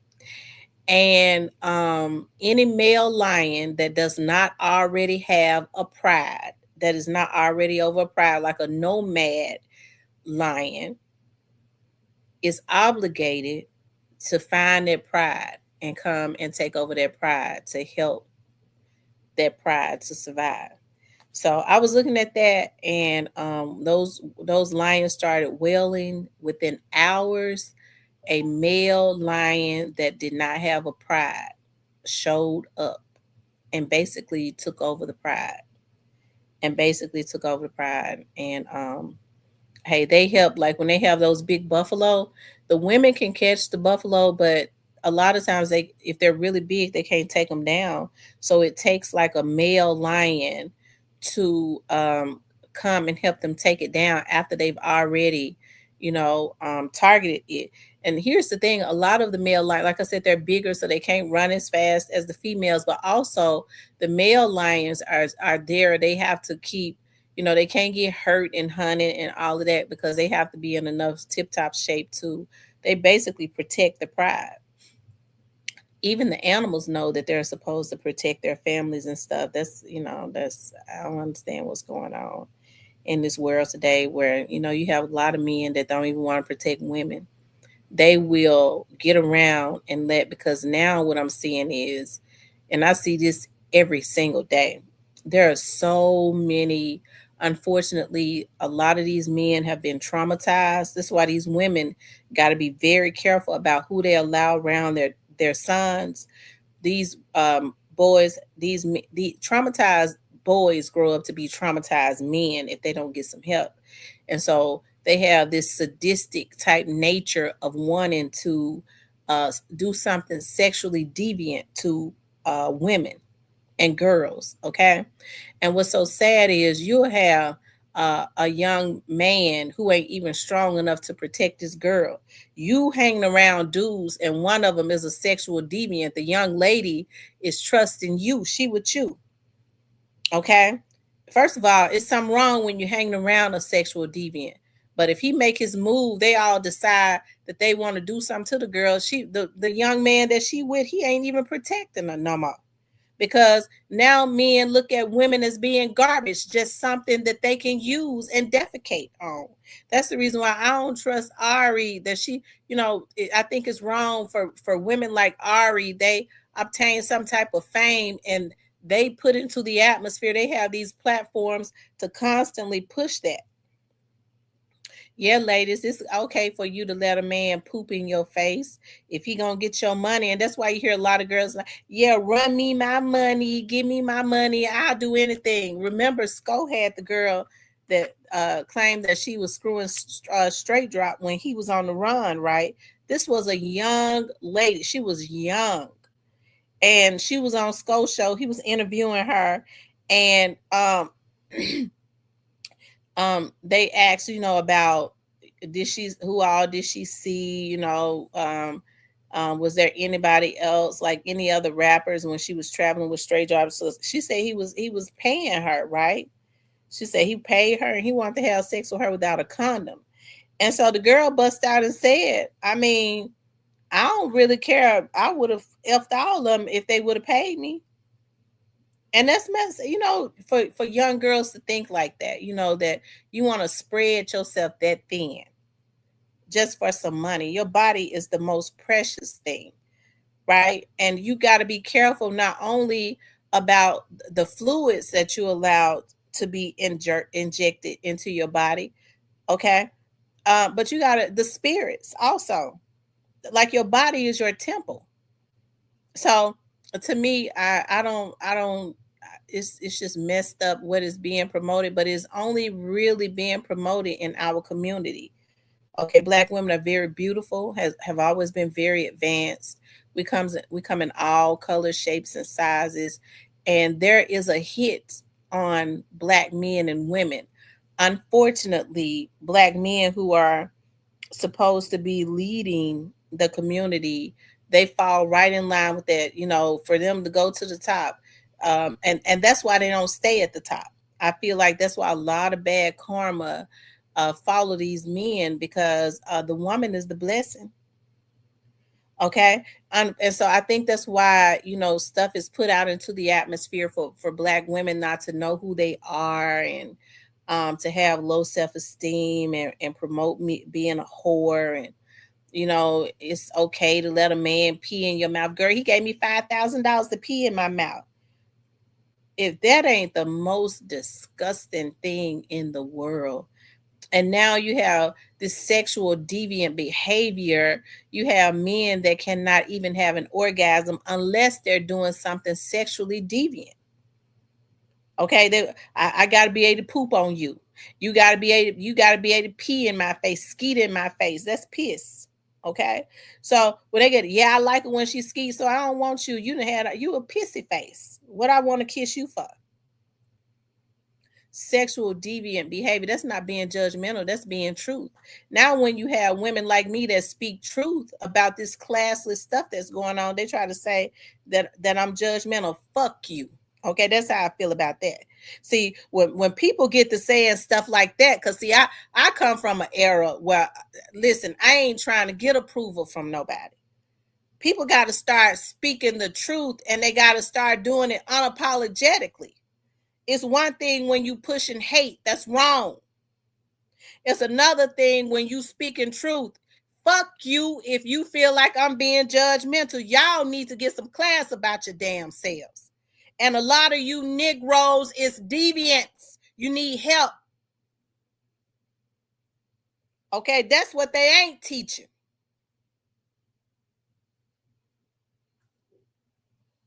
Okay? And the reason I said it that vulgarly, because I ain't get ready to apologize or explain. I feel like you being judgmental. Okay. Okay. Next.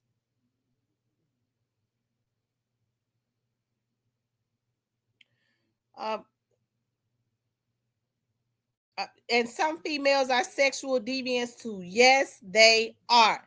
The spirit of perversion is prevalent. Whatever happened to being able to, I get scared to death. I'm serious. Like me being out there, especially in my age, dating. I be trying to figure out what these men into. I get almost scared. Like, okay, so that's why I said, so what you, okay, so if I start liking him, I gotta know he ain't sick. Cause I don't want to get in the bedroom with a man that I like enough to have sexual relations with, to have to bust something over across his head because he a deviant, because he's sick. And the problem is now anything goes. Like, it ought to be something that these people won't do. To me, it's a turn on when I hear a man say, "No, baby, I ain't into that. I don't get down like that. You ain't never got to worry about that. I don't do that." The problem is these folks into anything. When you get to hearing them say, I try anything once, you better run. Okay? Because normally if they'll try it once, they'll do it again. They've been doing it. It ought to be something. They take the fun out of sex. Like, it's supposed to be more of a, emotional has been thrown totally out the door now. Like, that's the reason why people are able to do it without, it's just screwed up. Now they're saying when you have sex, take the emotions out of it. That's what made it fun. Like, you able to be there with somebody that you're vibing with. It was supposed to be part emotional, part physical, right? But now that it ain't even really physical, because they don't feel nothing no more. First of all, they on drugs, so they can't feel nothing. They can't even get a hard up, a lot of them. Okay. And a lot of these women have become soulless because they've let any and everybody ejaculate up in them. So they are totally soulless. They soulless because they got everybody's spirit inside of them. So they can't even get to their souls no more. Okay. So that's why when you see a lot of these women that are supposed to be the models of the home, we've always kept, like, emotionally kept everything going in the home. The man was the head. He was the provider and protector. Okay. The women were the models of the home. They kept the tone and the atmosphere in the home balanced. These women are soulless. A lot of them. They doing anything for a dime. They don't even love their kids, because if they did, they wouldn't subject them. They use their kids now as little, what's the word that I'm looking for? Almost like little emblems or something, because they want to show now, yeah, I'm getting money, and look at what my son wear. Your son, you ain't put no values. Your daughter, you ain't instill no values in them. Nothing. You want to show folks that you hoeing and you get money, and you ain't teaching them the real value of nothing. You ain't showing them no love. You just want to show everybody I'm getting money, and look at and you got them as a display, and look at what my kids got on. Okay? But you're not teaching them the most important things. So I don't blame a lot of these good men. A lot of them are scared. Hell, especially if they got something to lose, why would they want to be getting in bed with soulless women so that they can snatch their souls and transferring them spirits? Okay. Anyways, y'all, it's something wrong. People don't teach about stuff no more because Everybody's scared that they're going to offend somebody. Well, you know, if I start talking about that in church, I'm going to lose my members. If I talk about that in church, I'm going to lose my members. Hold on one second. My uncle is one of the realest pastors that I know, and I goes to his church. Okay? When I can get up early enough to go. Hold on, let me see if he on. He might be on, he might be out. Here you go, right here.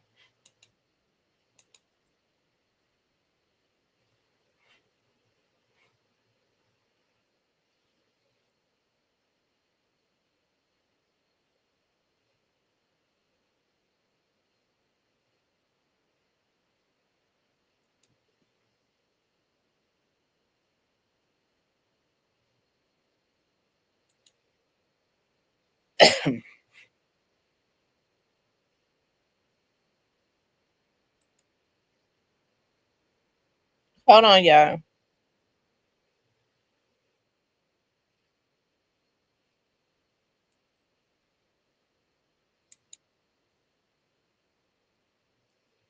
Right. A lot of women make men into a lead, and that's not how it's supposed to be. There are a lot of good men out there. There are so many good guys. And I'm praying for God to let me meet one. Okay. A good one. Not somebody that want to try to play games with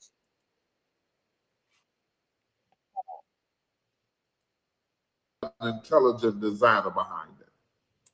How can you understand a process like that and come to the conclusion that there ain't no God? That's why the Bible says that the fool has said in his heart that there is no God. You can look at everything going on in nature and tell that there's a God, that there's an intelligent designer behind that. By virtue of the fact that the sun rises in the east every time, and when it gets ready to set, it sets in the west. That the water in the ocean comes up so far on the shore and then it goes back out into the sea. That we have seasons, summer, spring, winter, and fall. That trees produce leaves and fruits, and then there are seasons where they don't have any leaves and don't have any fruit, and then another season come around, they do the same thing over and over again. That has to be an intelligent designer behind that. And only a fool could look at all these things that are going on in nature and say that there is no God. Right? So the process that causes the rain is the sun heats up a large body of water, condensation goes up into the cloud, and then the wind blows the cloud to where it's supposed to be, and it releases the rain, and the rain blesses the earth. Right? Now watch this. When you have an attitude of gratitude, when you learn how to praise and thank the Lord, no matter what you're going through. Remember our text this morning, the Bible says, in everything give thanks. For this is the will of God in Christ Jesus concerning you. When you have the right perspective of your situation, and you start praising and thanking God, here's what happened. The sun, but not the S-U-N, the S-O-N, shines down on this river of water that's in your belly. How many of you know Jesus said that he that believeth on me, as the scripture has said, out of his belly shall flow rivers of living water. So there's a river of living water in your spirit. And the sun, not the S-U-N, but the S-O-N, anoints that river of water that's in your spirit. Watch this now. And then praise comes up out of you, which is spiritual condensation. Just as the S-U-N heats up a body of water, the ocean or the river, and causes condensation to go up in the cloud, the same thing happens in your life when you praise God. But the S-O-N heats up that river of water that's in your belly, and you begin to speak forth praise in the form of spiritual condensation, and it goes up and makes contact with the glory of the Lord. Then your house becomes filled with a cloud. The glory of the Lord manifests itself in your bedroom. The glory of the Lord manifests itself in the hospital room. The glory of the Lord manifests itself in the courtroom. Wherever you are, the glory of the Lord will fill that house and change that atmosphere in that house. Are y'all hearing me? You can get the devil out of your house through praise. You can get negativity out of your house through praise. You don't have to burn sage. If you change your perspective and walk through the house and give the Lord glory, if you change your perspective and walk through the house and thank the Lord, if you change your perspective and walk through the house and lift him up by thanking him and praising him in everything, the atmosphere in your house will change. How many of you understand we were created to be thermostats and not thermometers? Pastor, what's the difference between a thermostat and a thermometer? A thermostat determines the climate. A thermometer is affected by the climate. Let me say that for you again. Run it by you one more again. A thermostat changes the climate. A thermostat determines what the climate is going to be. A thermometer is affected by the climate. You were not called to be a thermometer. You were called to be a thermostat. You were called to regulate. You were called to dominate.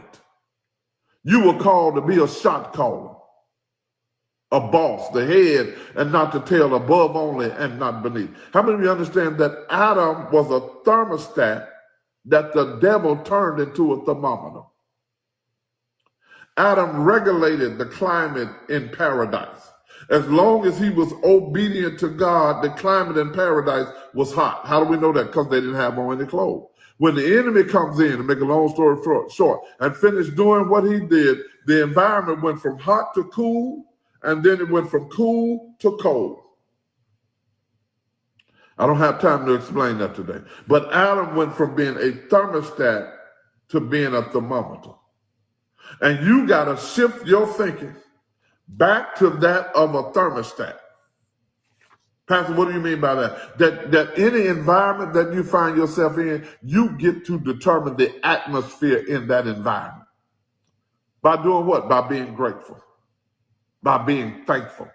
In everything, give thanks. I will bless the Lord at all times, and his praises, watch this, shall continually be in my mouth. I will say of the Lord, he is my refuge. In him will I trust. But by the words that come out of your mouth, I'm going to bless the Lord at all times. And his praises shall continually be in my mouth. So in a day like today, where it's cold outside, and ice outside, snow outside, the temperature is frigid. Some of us might lose power today. Some of us, our waters might get frozen today. No matter what, we're going to have an attitude of gratitude. And we're going to give God thanks. And we're not going to murmur and complain about stuff we have absolutely, positively no control over. If I can't go nowhere today, I'm going to sit here and enjoy being at home. I can't fly to Detroit in the morning, and I love to get on a plane and go do my job. But if I can't go in the morning, I'm going to be back online in the morning and speak to my congregation in the city of Detroit. In everything, give thanks. Listen, that's been my time. I thank you for yours. I certainly hope that I've shared something with you, that I brought some sunshine on a cloudy day. When it's cold outside, I got the month of May. Now, I guess you say, what can make me feel this way? My God, my God, my God. I'm going off the deep end, didn't I? That means it's time for me to go. That means it's time for me to shut down. Listen, I certainly hope I've shared something with you that's going to give you the right perspective during these next 2 or 3 or 4 or 5 days that we got coming. We got to deal with this weather, and we ain't finna be murmuring and complaining. When the time comes for us to be able to get out, we're going to get up and get out and do what it is that we do. Listen, here's what I need for everybody to do today. I still need you to pay your tithe and give your offering. I put the Cash App on the screen. right? Dollar sign up from the world. Hey, Jason, do I have a future? No, I need to knock it off. Not a problem. You ain't got to tell me. I already know. I already know. Y'all ain't gonna give me no robe and let me sing in TMC. I know you're not gonna do it. It's all right. I got a melody going on in my own head. And in my head, I'm on key. Not to you. I know I'm way off, but in my head, I'm on key. I'll be all right. Listen, I need for you to pay your tithe and give your offering today. I put the Cash App on the screen as dollar sign up from the world. If you don't want to use that, you already have the Givelify information in your phone. Amen. All right. God bless you all and enjoy the rest of your day. All right, Pastor Wickerson.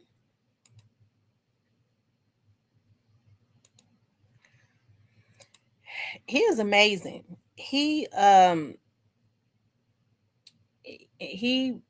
Well, they're from Mississippi. They moved to Detroit. That's my mom's brother on her dad's side that we met about maybe 5 years ago.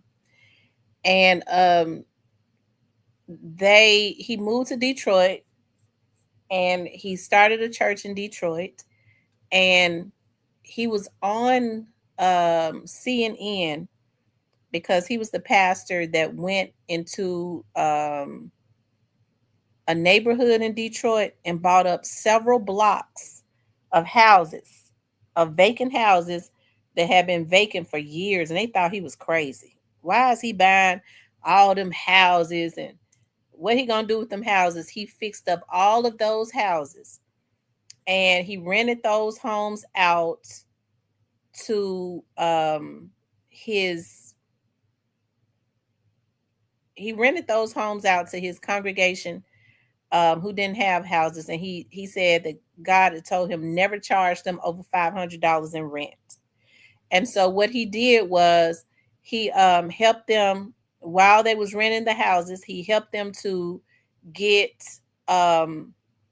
their credit right to be able to buy the homes, or to buy them a home if they didn't want to buy that one.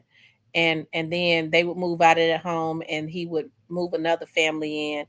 He speaks about financial blessings.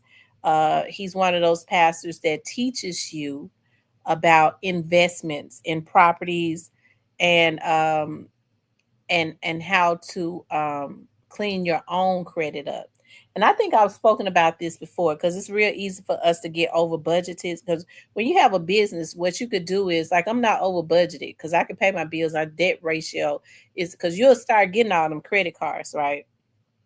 Or you'll start getting things, that you don't necessarily need in your night, like your home and your cars and all that, to take your debt ratio up. But one thing that I did learn was when you start getting ready to pay your debt down, start with your credit card that has the lowest amount that you owe. You don't have to go to no credit counselor. It really ain't no quick way. You're just giving your money away. The money that you're paying a so-called credit counselor, because there's so many scammers popping up talking about they can fix your credit. They remove that stuff. They're able to get that stuff removed off of your credit only for a few months, while the credit bureau, if they remove it while they're investigating what it is that's on your background, that's why you see it gone. Okay. And then a few months after that, after they realize that it's supposed to be on there, after they hear from the creditor, it goes right back on your background. But by that time, you've given the credit counselor, this so-called scamming counselor, all the glory and praise, because you saw it removed for that quick minute. And then they got your money. You recommended other folks, and 6 months to a year later, the same thing is back on your account. It ain't no quick way. Pay your damn bills. So what you do is you start from the lowest. You got a credit card you may owe $500 on. What you do is you start with the lowest amount. Start paying $25 a week, or stop paying the minimum on the credit card. Start trying to pay $20 over to hit them interest fees, and see if you can pay it twice a month. Get that credit card paid off. Don't go back and charge anything. Then start with the next one and do the same thing until you get them credit cards paid off. That's permanent.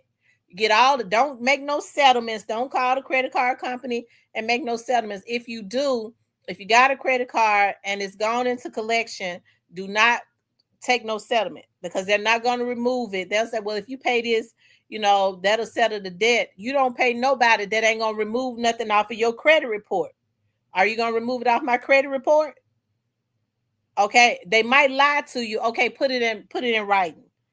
Before I pay this, you say that you're going to remove it. It's going to be removed off my credit report. I need it in writing.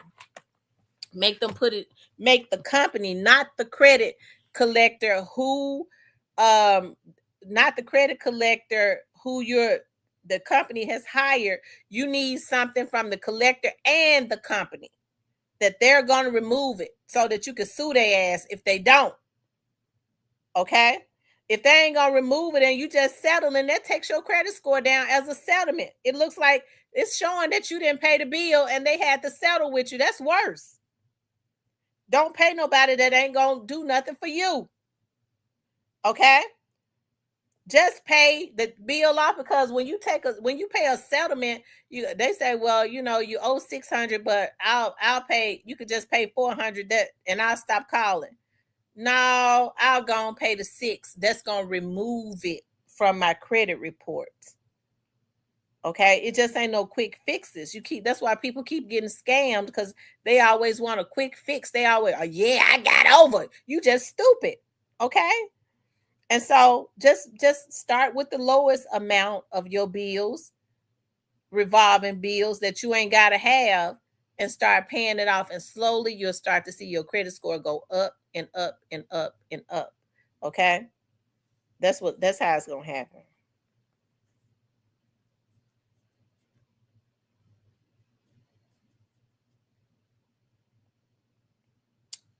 He said crypto is erasing credit reports. That sounds real. That sounds like that's illegal. It says, you want to get your lesson, you want to be smart in school, get away from the in crowd and get it. Y'all remember that? Oh my God. His name was Reverend Salton. Reverend Salton. He had that commercial. Y'all, this commercial used to always come on in Memphis. That man been dead for years. See, they don't teach this no more. Nowhere. Get dope out your vein and hope in your brain. You'll never get nowhere smoking the pipe. Never. You want to get your lesson out and want to be smart in school? Get rid of the drugs. Get away from the in crowd. Get close to God.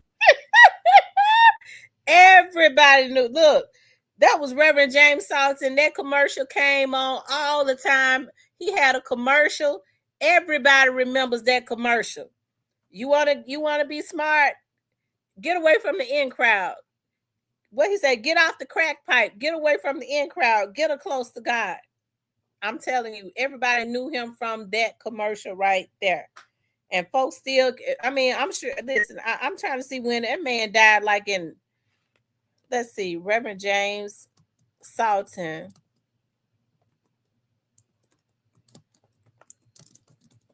I wonder if his wife's still alive. She was still alive. He died December 13th, 1998. That man been dead almost 30 years, and people still remember that commercial and can recite it. He died in 98. Hell, he died the year I had my first baby. His wife kept that church going for a long time because they used to be right there behind Whitehaven School. I don't think they back there no more. Hey, Miss Tamara.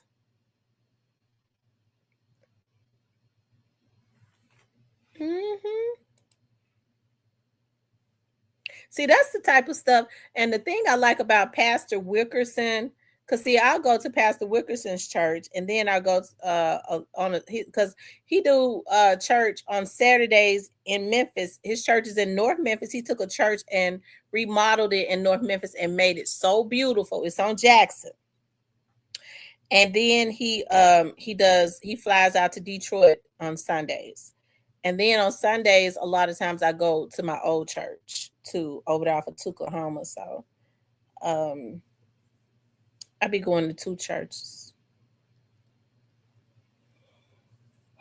Yes, right across the street from the gym.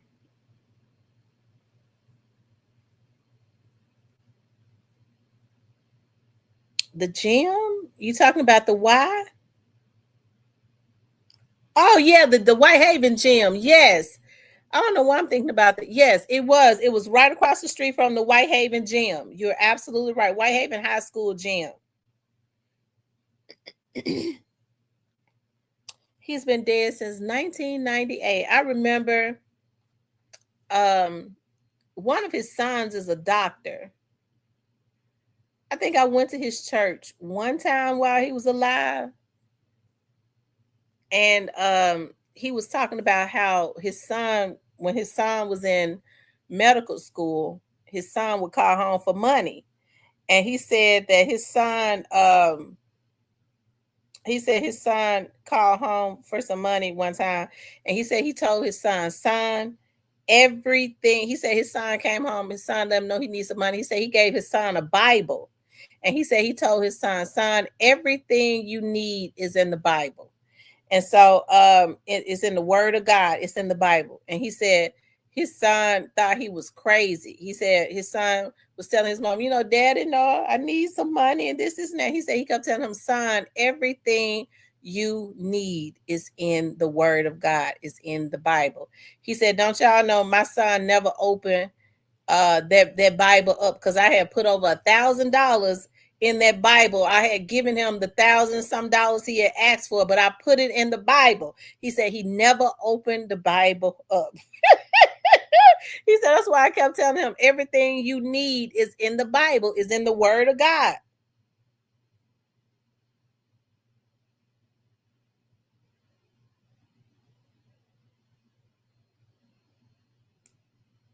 But one of his sons went on to become a medical doctor.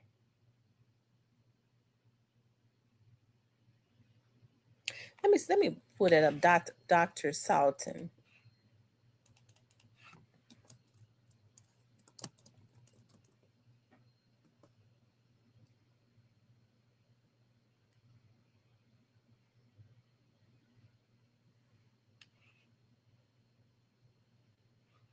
His oh my God.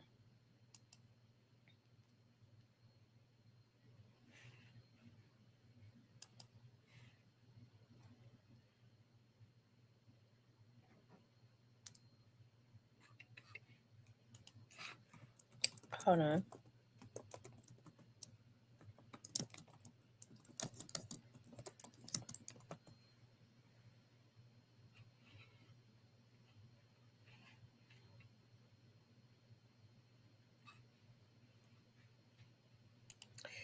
Looks like his son is a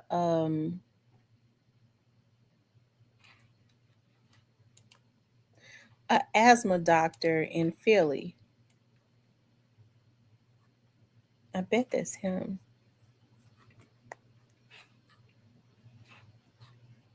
I think his son he specializes in asthma in Philly.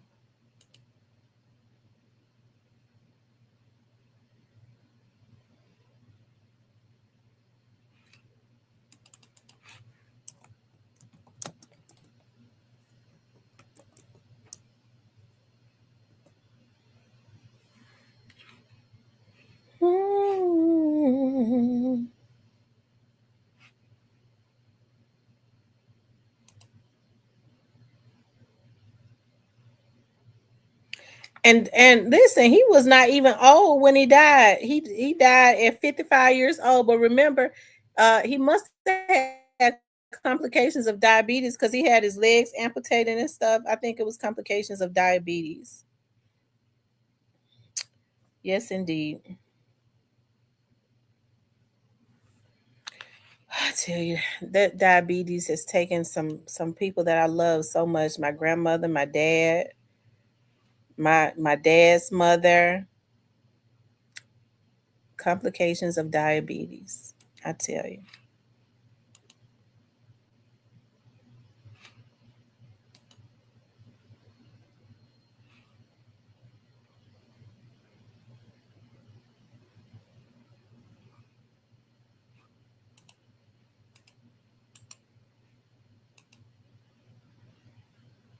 Yes, indeed, Lord. And high blood pressure too is a demon that we all have to fight. Yes, it is.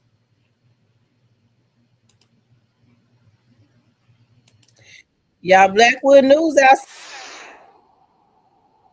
like outside.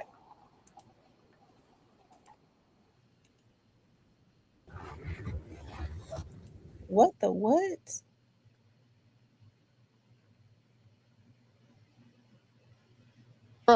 That's what's up, y'all. That's how we get this news out. That's how we help our people, man. Yes, he's in Handy Park right now. He's in a tent. He said he.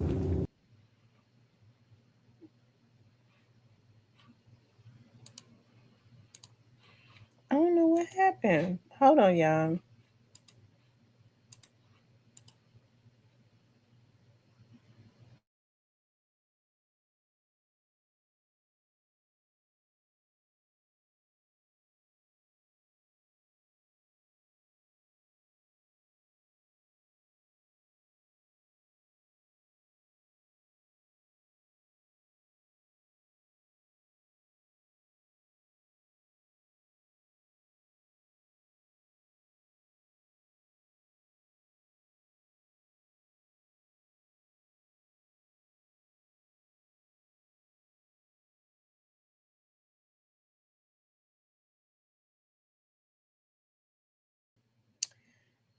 Okay, y'all. I don't know what happened. I don't. It malfunctioned. Let's see. Let's go back to Blackwood News because he's showing how it is outside.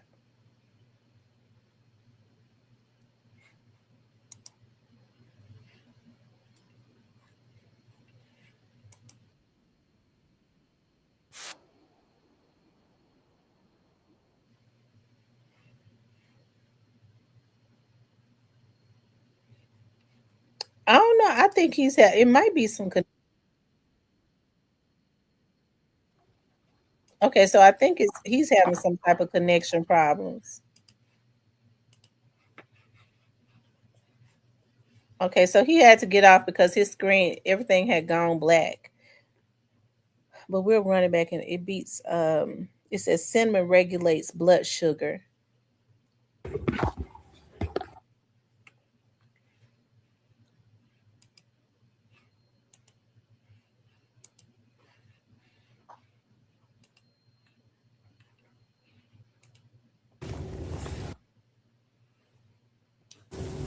Are we still on the hoe?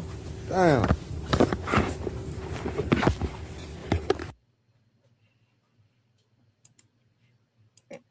Okay, I think he just cut it off.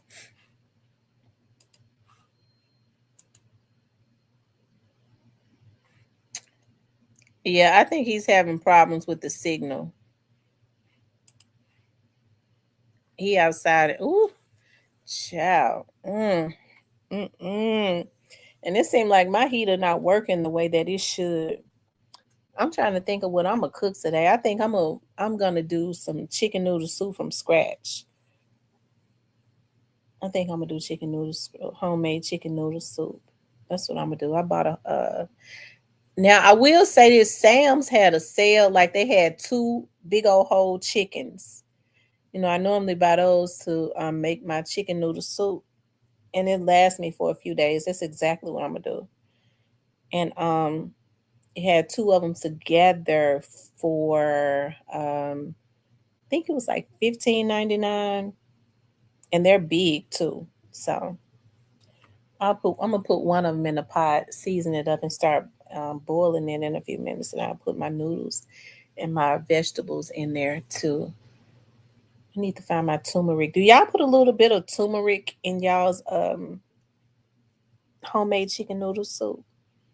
I do. I hope I got some celery. I love celery in mine. I don't think I have any celery, but I got carrots and, of course, the onions and all of that. I don't think I got no celery. That's a bummer. Shan said that's what she's cooking right now. That's what I'm giving. I'm gonna make and it don't take that chicken no time to boil. I'm so glad I got my chicken stock. I do have my chicken stock. Praise the Lord. And let's see, chicken stock. I got onions, carrots. I don't think I have no celery. I think I use my celery. And I normally always buy celery. I think I used the celery that I had. And I got all my seasoning and my spices. I'm gonna tell y'all something. My homemade chicken noodle soup be so spicy, like all of your mucus start coming up. I don't make it unbearable where it's just hot like that, but I put so many spices in it, like start blowing your nose, all your mucus start coming up. I put a little bit of turmeric in it too, for the color. And then it's a healthy thing too. And I won't have to cook tomorrow. I won't have to cook. I might be able to eat it like Monday. After Monday, I can't eat it no more. I can eat it tomorrow for sure, and I might be able to eat it Monday. I'll probably be able to eat it Monday if I don't eat it all. But with all I don't eat Monday, I can't. I'm not gonna keep it. I wonder if I got celery seed in there. I'm gonna check and see if I have celery seed too. Oh, Ken said he's doing chicken pot pies. I said I was gonna start doing some homemade chicken pot pies since I see how easy they are. Because I think I got some sweet peas in there. I definitely got carrots, sweet peas. I'm trying to think, do I still got some because I can make like a really just big chicken pot pie. But I don't know if I got the biscuit thing.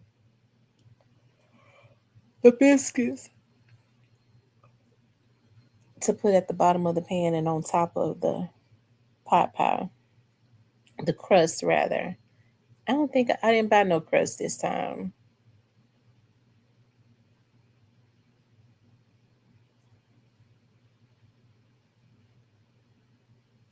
I bet they are good. I love chicken pot pies, turkey pot pies. I don't like the beef pot pie. I don't like beef anymore anyways, like that though. Even though I do eat roast. I don't buy ground beef anymore. I buy ground turkey and ground chicken. I buy ground turkey and ground chicken. I had even thought about making some rotel today because I was going to take. I thought about taking out unthawing the ground beef and because rotel will last me too. It's like a comfort food for the winter. It will last me like today and tomorrow, and then I think that's what I'll do. I'll do rotel, and then on Monday I'll do chicken noodle soup. So when I have to go back to work, I can take the chicken noodle soup for lunch for a few days.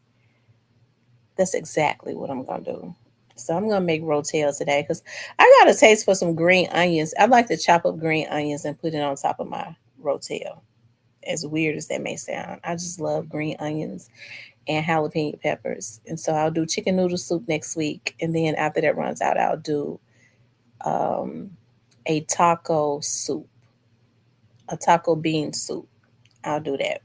It'll last me a couple of days. I'll just start cooking stuff that is going to last me a few days. That'll keep me warm and stuff that I can take to work. I was going to say, if I don't have to go out at work, I won't, but I'm going to have to go out. And it may be a good thing because people may be at home. They'll be at home if they'll answer the door. They probably will. For the most part, though, when I go out, people be wanting to invite. I walked up to this girl house one day. Somebody was saying I wouldn't have went in there. And people don't be paying attention to nothing. She had her door open and she had her screen open, and it was in It was in Bethel Grove. Oh, I shouldn't have said that. I'm not gonna say it now. Since I said where she lived, I'm not gonna say it. He says homemade chicken and dumpling today.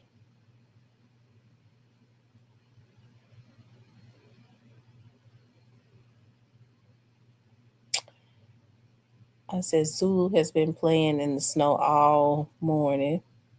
The life of a child. Since you said Zulu, I think I want to look at Shaka Zulu today. Y'all know, like, I'm so happy that I don't have anything to do. I feel so happy because I feel like this is like I get the opportunity to just really relax today. Nothing to think about, to do, or nothing, no worries or anything. Just I think I want to look at Shaka Zulu. Y'all know this is my favorite movie because I was in love with Shaka. I remember when Shaka Zulu came on in the 80s when I was a little girl. I was in love with him. I fell in love with his voice. The guy that plays Shaka. I'm going to let y'all hear his voice. I'm telling y'all, I be falling in love with tones of a man's voice. I promise y'all I do. Like, these black men don't be knowing what they do to me sometimes, but I have to treat them mean because they act so stupid. Let me show y'all.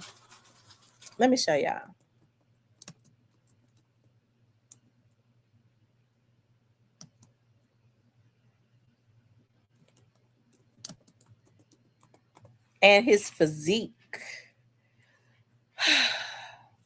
And how brave he was. I'm holding on to my shirt right now because it's turning me on.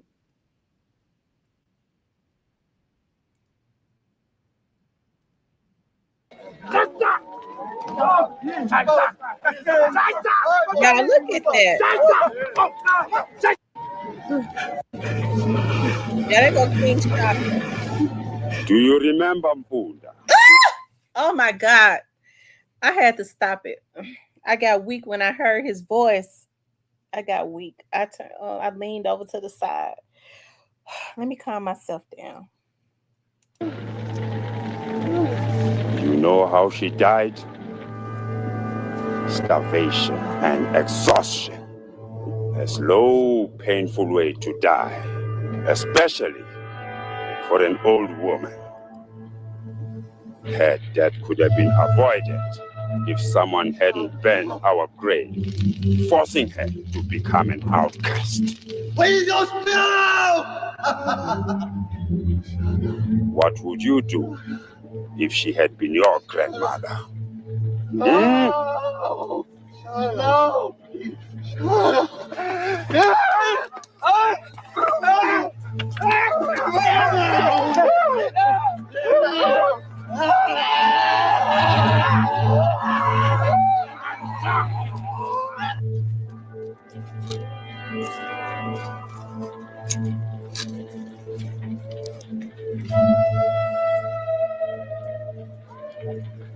Disapprove of me, Makedama? No, Shaka. I disapprove of the great Sagiti, the man who fights like a million. You were kind to my mother and me, and I won't forget that. I'll not kill you or your people. I'm glad to see that you have grown in the ways of justice, Shaka. I wonder how many see you for what you really are, a killer. A killer who's contaminated his armies with his own cold-blooded thirst for revenge. Building the Mteta Confederacy is a pretense. The wars you wage are, in fact, very private and concern only a chosen... Y'all, that's where we come from. Like warriors and kings, and they protected and their people, like black men like that. Like they fought for their territory and their land. What in the hell done happened? Like, I love looking at stuff like that. I love learning about Shaka Zulu, even though, he did some things that was wrong. When you're a leader like that, I guess you have to rule with fear, because I think it was his own people, because they feared him so much, they ended up killing him. So you have to be careful when you want to be feared so much, because people will take you down. I think they said that's kind of what happened with that gang leader in South Memphis. I forget his name. Some of his people took him down because they feared him, right? So you have to be very, very careful about that when you start killing your own people. Some of your folks will turn on you because they'll be scared that at some point you're gonna do it to them. But Shaka Zulu has this saying, and I admire my dad so much, and my dad ruled like that, and but he has this saying that I love. It kind of sticks in my heart. He says, "Never leave an enemy behind, because they will rise up and come at your neck again." And my dad used to always say, and I don't really know if he was referencing it from Shaka Zulu, but my dad was a strategist. My dad used to always say, if you're going to strike, okay, you need to make sure you clean up everything. If you're not willing to clean up everything, then you don't need to strike. And as I get older, that stuck out in my heart. Now I understand the concept of it, and that's I appreciate the concept of his words. I understand them even more, because sometimes we can have really good hearts and we want to do enough. I will use Onan as an example. We want to do enough just to make a person leave you alone. Okay. Sometimes you might try to threaten them. That ain't gonna work when they have a determination. If you threaten them and you don't do nothing, they're gonna get worse. You might want to threaten them. You might want to spank them a little bit because you got a good heart. I just told you to leave me alone. Now you might want to spank them a little bit. You got to clean up when people have a determination and they have made themselves your enemy. You got to do what is necessary so that they don't ever rise up again. And that is the reason why I use the law on these folks, because I perfected that. I know how to do it. And if I have to put paperwork on you, um, orders of protections, because you have a determination that you want to bother me, then I have to protect myself. And if that means bad news meeting you home, that's what's going to happen. Okay. Your dad sounded like he was a good man and stood on. He definitely stood on. I told y'all like how firm my dad was. Like, I remember like as people started wanting his position, it started getting worse and worse. People, when people want to try to shame you, they'll start trying to dig up your past. Okay. And if that don't work, they'll just start lying on you to try to ruin your reputation. We saw that on here. Right. And I remember one year, one election, it was real bad. My dad, it came up time for his re-election. And they wanted, this white guy ran against him, right? And it was not the people, it was more so another force. Okay, another entity that did not want him to be reelected because he couldn't be controlled. He was definitely for the people. And so they decided, we're going to dig up start digging up your secrets. Okay. So this was before, and I'm telling y'all about this because y'all know I love to talk about my dad, right? And I use him as an example because this is what people do to folks that is truly for Black people, and they always go and solicit other Black people to lead the smear campaign, right? They always do. And so they said, well, this is what we're going to do. We're going to my dad had a daughter. Well, he didn't know about it So, or he say he didn't know about it. I believe it was. I believe he kind of did. Okay, and but I don't know. I think it was. I believe there was some agreements with him and the lady. That's what I believe. It was some agreements with him and the lady because my dad was married and the lady was married.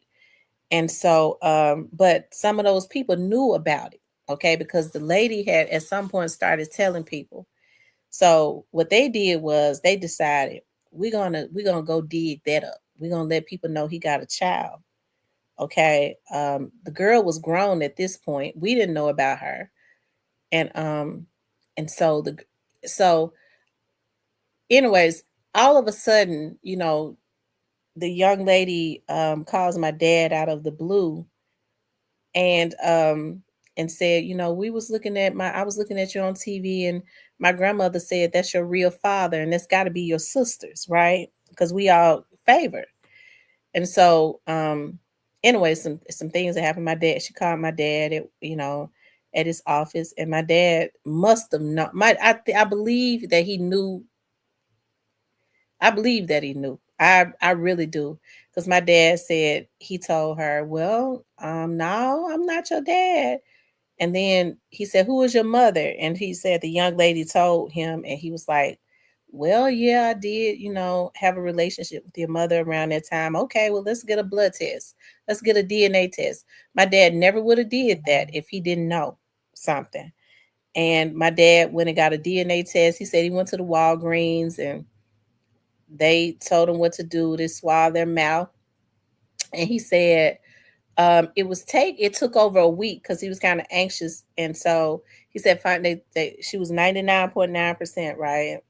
And so he waited a little while. But they started trying to use that, we're gonna put out there, that you got a child, another adult child. And I guess they thought that would scare him off, because that he started putting that out there, his wife and stuff would know. But what my dad did was he talked to his wife. At that time, the girl was 33 years old. She was 33. And his wife was, his wife wasn't get ready to leave him after no 45 years, and he had all that good pension and insurance money and had been taking care of her all that time. Why would she divorce a man she had been married to for 45 years? Because she found out he got a 33-year-old daughter, right? And so anyways, they started trying to use that.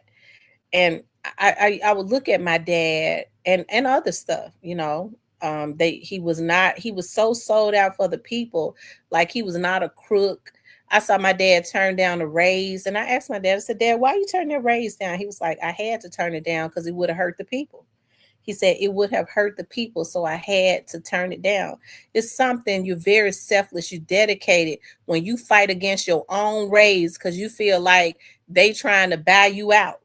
Number one, he said it was a strategy. If they gave him that big raise, that would make the people not trust him. Oh, okay, he must be bought out. And then they thought that by giving him that raise, trying to give him that raise, that would put him in their back pocket. So he fought against his own raise. And it was several $1,000s he fought against it. Okay. He wouldn't take it. And so, anyways, I would be looking at my dad because he would come and sit in my office. And I would be so upset. And I'm like, Dad, they was putting out stuff. It didn't have anything to do with nothing. Because, I love the young lady now. I welcome her with open arms. Like when I met her, because she looked so much like us. And she was so excited. I just welcomed her with open arms, me and my sister Candy, right? So the other girls didn't. And I guess I can understand. I can't understand it, but their mother is or was married to my dad. Okay. So but they pastors' wives. So, I don't understand why they feel like she is a problem when it's not her fault. Okay. They couldn't control me though. I welcomes her with open arms. That's my sister. Right. And so, anyways, I would be looking at my dad and I was like, Dad, are you okay? Like they trying to destroy you. They trying to put out this about you and they trying to put out that.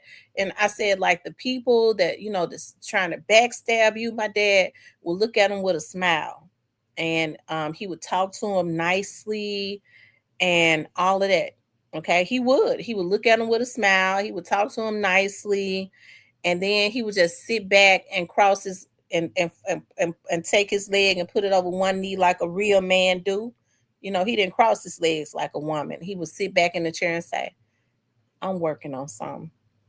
And I would be in pandemonium, Dad. They trying to make you lose the election. They trying to ruin your reputation. He his voice never did go up. He just always say, "I'm working on something. I'm working on something."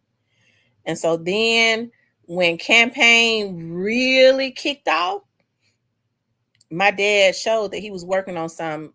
They played. That was the first time I really got the opportunity to see how dirty politics was. Because while they was using everything that they had in their pockets to try and throw stuff out there about my dad, he was sitting back analyzing, and they ain't had nothing on him other than he was a ladies' man. Okay, women like men, what they consider have power. Okay, and I'm not saying what he did was. He was a gentleman. Okay, but hey, I ain't got nothing to do with that. Whatever he did in his personal life, that wasn't none of their damn business. Okay.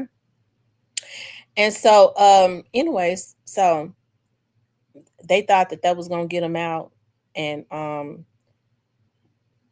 my dad and them, the man that was running against my father, my dad them told his ass cat raggedy. I mean, that man, when my dad them started throwing their stones, that man had to go into the nut house. Okay, he took a leave of absence.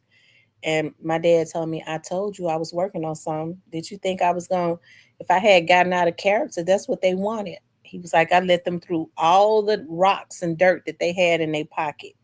And then that's when I decided to strike back. He was like, they was out of ammunition then. And he was collecting all his dirt on them. And then he won the election. He whooped the dude cat raggedy. Okay. He started releasing stuff on him. And then the guy had to go to the nut house. Okay. He took a leave of absence, talking about mental stuff or whatever. But I had the opportunity at that time to see strategy, because my dad used to always tell me, "You're very emotional. Like, I can't train you like I want to, because you get emotional, you blurt stuff out, like you can't do stuff like that." And what they try to do is, like, unfortunately with Black people, what I see is when they're jealous, okay, they will try and destroy the legacy of a person. You have to be very meticulous about that. A person can get out and set standards and constantly break records. They be known for their strength, and they will try and maximize a small little flaw, even though all that this person did. My dad will definitely always be known as the strength that did not back down. He was truly unbought and unbossed. Okay. Anytime a man fought against his own race, he was definitely unbought and unbossed. And he really fought for the people. And, all those years, as my dad was building his repertoire or his resume or whatever, he was out fighting. And he started at the bottom. He started out writing letters and exposing a whole lot of stuff. And he went from that to going all the way up to the top. And what I got the opportunity to see is, when you're at the top, you really have very few friends. People are always aiming for your spot. They can't even carry the water that you carry, but they're always aiming for the top spot. Ain't got the character, ain't got the tenacity, don't have the endurance, nothing. But they're always aiming to try and knock you down. And when you have those entities, and he's fighting for all the injustices of what has been going on with the Black working people, okay, the white people, the white power structure is able to buy out the very people that he is fighting for to try to go against him. Y'all, we are our worst enemy. We are our very worst enemy. That's why I always push labor. And they try to tell, they fight against the labor now. What they try to do is, well, your labor person is ain't no good. You don't need no unions. You don't need this. You don't need that. They want you to be naked because they want to fire you at will. And so now folks don't even want to pay the $20. I need my little $30. You don't even halfway come to work. Your boss don't like you. Okay? And looking for a reason to get rid of you. And you sitting up with your ignorant ass talking about you don't need no damn union. Our people are sick. Our people sick. Okay? We're sick with ignorance. Okay? I remember when my dad first started pushing for the people. He was out there in Fraser. He was out there in North Memphis. He was pushing like my dad. They had people watching my dad. They was threatening his life. When my dad started moving up and becoming popular with the people, Miss Crenshaw was teaching him politics, and she taught him she knew about all those old crooks in Memphis was still alive and training their kids, raising their kids up. That's why when you see a regime start to die out, they've already taught their kids the crooked ways of politics, and they start training them to be elected. Okay. And so I remember there's a Kroger right there at Rangeline and is it Fraser Boulevard? I believe it's right there at Rangeline and Fraser Boulevard, because my dad used to live out that way. Somebody help me out that live around that area. There is a Kroger at Rangeline and Fraser Boulevard, right? If I'm not mistaken. So I remember my dad talking about how he was coming out of the store and walking to his car. Okay. And a car sped up in the parking lot. A couple white guys, there weren't no damn white folks living around there, and they tried to hit him. They tried to run him over when he started waking up the black people. Okay. When he really started waking them up, because see, when people are sick and tired of being sick and tired, and you got somebody that's willing, that ain't scared of the white folks, good white folks back then. They, like Dr. King, they want to cower behind you now. But as soon as you get them what they want, oftentimes, and you make it better for them, and they feel like you got too much popularity, the same people that you have to make it better for, they'll get with the oppressor to try to come against you. That's what's going on in our community. And folks ain't talking about these damn cuckabug kids ain't worth a damn because of their jealousy, a lot of them. Okay? And that's got to stop in our community. Okay? It's got to stop. If you got a union on your job, you better pay them damn dues and stay in that union, because all they want to do is put a damn energy into the atmosphere. Okay? That your unions, and now you do have some union bosses that will sell you out. So you got to be careful. Charm is deceitful. So you don't overthrow the union, you overthrow the leader and get somebody up in that union that's going to fight for you. Okay? Because we can't afford not to have unions. We can't afford it.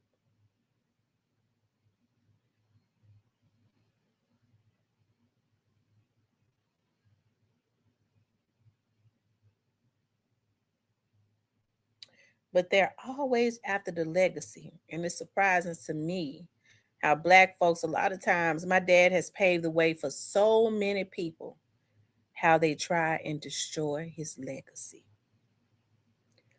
Okay, they don't want a man like that one scared of no white person that tries to oppress, that fought and told him how he felt and had some loyal people behind him to shake some stuff up.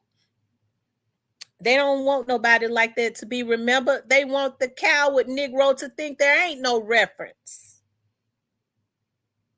That's why I'm dedicated to keeping my dad's organization, Miss Crenshaw's name, alive, because there needs to be a reference of class and boldness in the Black community, because they making a reference as it relates to Black women being a damn hoe. Okay? They don't want you to know about the Miss Crenshaws and all of them. That was truly unbought and unbossed. She wasn't nobody's whore. She was down there at the city council. You had Dr. Harrington, who she went at his neck, that stand up and say right now. Okay? Frank, kiss my ass. Okay? Frank, kiss my ass and you have a good day. Okay? And you need to be blocked. Kiss my ass. Go crawl back up in your mammoths. Y'all block that shit about you divisive. You come into my chat. Okay? Go crawl back up in your mama's ass and get out of my chat. Block him. We gonna control you today. What you do is you go to one of your other channels. Okay? You go to one of your other channels and come back up in here. You ain't welcome in here. You can't sit with us. You too stupid. Okay? And so when you go in your other channel, okay? When you come back up in here, Frank, from your other channel, we're going to block you on that one. Okay? And then when you go to your other channel, we're going to treat you like you a hoe. Okay? When you go to your other channel, because you want to be in here with us so bad, we're going to block you on that one. Okay? We're going to keep you desperate today. We're going to block you on every channel. We're going to make you go from channel to channel to channel. And we might run your ass to a damn mental institution. I run this up in here. Because one thing about it, if they close this one down, I can build another one. I don't depend on YouTube. You do. Okay? But back to what I was saying, that's that white power structure that don't want you to know that there's a reference of Black greatness. Okay? They want you to think that being a pimp and a hoe is what people think about in thieves and dirty and lazy. They want you to believe that that's the reference and the blueprint as it relates to Black people. They don't want me on here telling you you are somebody. You more than that. You come and you stand on the shoulders of greatness. Okay? Y'all see, hurry up and come in here. I get to tell you, repeat to yourself, because words are powerful. I am somebody. Y'all repeat to yourself, I am somebody. She gonna wake them little Negroes up. They'll start saying it to their kids, and she might start something. We got to keep them killing each other for a damn dime. Okay? He wouldn't have came up in here if I was talking about, yeah, what y'all need to do is knock a nigga down. Knock a nigga down. Yeah, we pimping these hoes. He would have stood in the background. Yeah, that's a good little niglet right there. A little nigtress, or whatever you call the women. Okay, a nigra. Okay? But y'all know I speaks my mind up in here. It's my channel.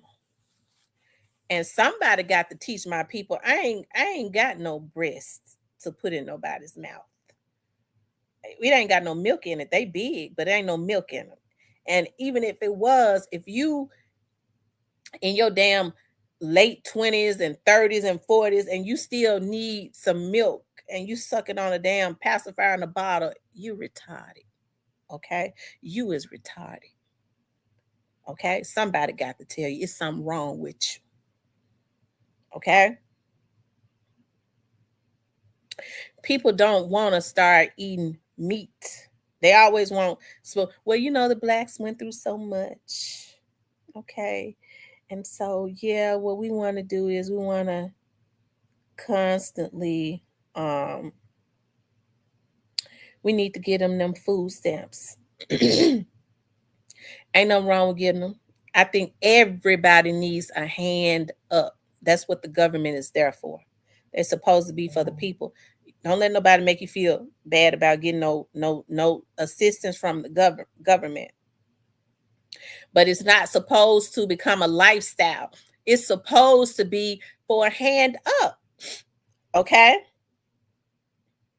And so if they can keep you hooked on them, on the welfare and the food stamps, you can't ask them. See, they try to lie like they don't want you to get no check and food stamp. They lying. Because if you ever open your eyes and say, well, look, I want some of them, show me, because they have them here. Now, I know because I do grant writing. I've been trying to do some work for a friend of mine. And y'all, I went and got training. I took all 3 classes.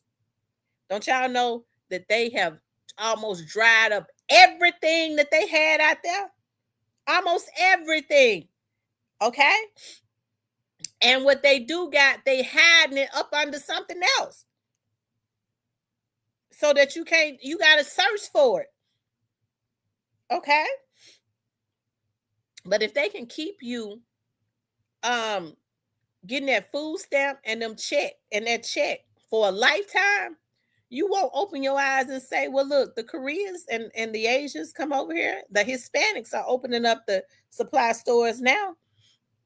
That's because they get grants. There are people in the Hispanic community, in the Asian community that donate money, as they do the Black community. A lot of these damn folks, like Michael Jackson did, Will Smith was real good at it. They donate to the government up under certain grants for Black businesses. It's out there. Okay? They don't never want you to ask about that, because you're going to start something. You might start another Black Wall Street. And you don't have Black people making a fuss or trying to prepare themselves to try to find nothing like that, because they keep that titty in the mouth. Okay? As long as they can keep you worrying about the check and the food stamps, we ain't got to worry about them becoming economically stable. They're not going to ask about the government grants that we have hid that are for minorities. We can slide it up under my other minorities and give it to them, like white women and others. Okay? Because they're minorities too. Okay?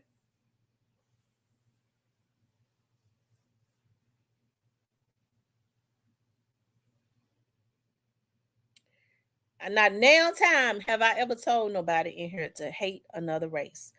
You're not supposed to hate another race. Okay? The problem I got with our community is that we love every other race except our own. Love other races, but love yours too. Because we've been taught to hate self. And just like that junkie that just came up in here, he mad because I love myself. That's the problem that I think a lot of these folks have had with me that come on here. They mad at me because they look at me and they see I'm full of self-love. I was taught to love myself. I'm sorry that some of them were not. But it ain't too late to do it. Okay?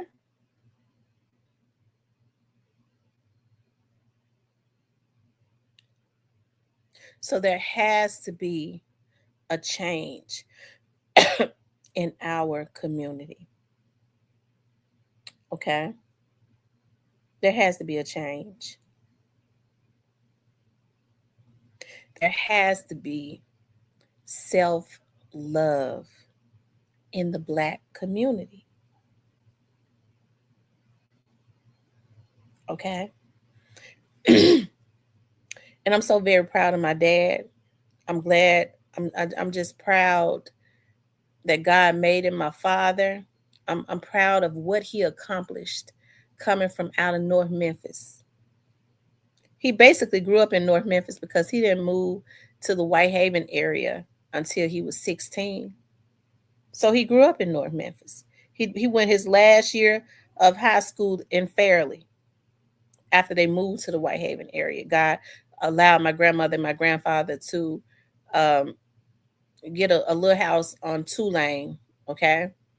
Right there at Tulane and Shane Lane. And that's when he met my mama. because she was living on Shane. They had moved from the country up into Memphis on Shane Lane. Okay. And both of those houses, my family still live in on my dad's side and on my mother's side. Those are family houses. Okay. Because when my grandmother died, my dad bought the house. My dad, one of my aunties thought she was gonna let it go to taxes, and my dad went and paid the taxes and took the house. And then my dad turned around and was renting it out. And then my cousin Cece's brother, rest in peace to him. Those are both my first cousins. Cece's brother Wayne, rest in peace to him. He went to my dad and said, Uncle Rick, if I go and fix the house up, because the people that was renting it out, they weren't doing right in the house. He told my dad, Uncle Rick, if I go and fix the house up, and I'll take over paying the taxes and all that, will you just give the house to me? And my dad said, he told him, if you fix it up, if you go and fix it up and fix everything, I'll sign it over to you. And that's what happened. My dad gave him the house.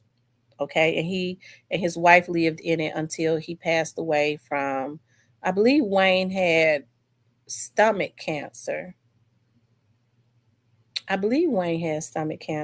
Y'all know Finesse 2 times, baby mama CC. That's my first cousin. That was her brother, Wayne, that my dad gave the house to. And Wayne got sick all of a sudden. Like Wayne went to jail. I believe they did something to Wayne when he went to jail. Wayne went to jail. And when Wayne got out of jail, Wayne was sick. Wayne was a real tall, gorgeous. He was tall and gorgeous. Curly hair, beautiful. And he was a street dude, and he was bad at one time. And I believe when he went to the feds, they thought Wayne was going to snitch, and he didn't. He went to the feds and did all this time. And when Wayne got out, about a couple years after Wayne got out, Wayne developed a real aggressive stomach cancer that took him down in about a year and a half. I believe they did something to him when he went to the feds. Lord knows I do. Wayne was a healthy, vibrant young man. At the time that he passed away, he was like 43. I got a picture of him. Let me see if I can find him. I really do think, because that's when he got real sick. I'm gonna see if I still got a picture of Wayne, because I got pictures of us. I was real close to my dad's sisters as growing up. Let's see. Their mother is my dad's sister. I know I'm supposed to have a picture of Wayne, because when he passed away, I sent my auntie. I think Facebook been deleting a lot of my pictures. When he passed away, I sent my auntie a picture of us in some edible arrangements when we were babies, where they took us all and had some pictures made. Facebook is deleting my pictures.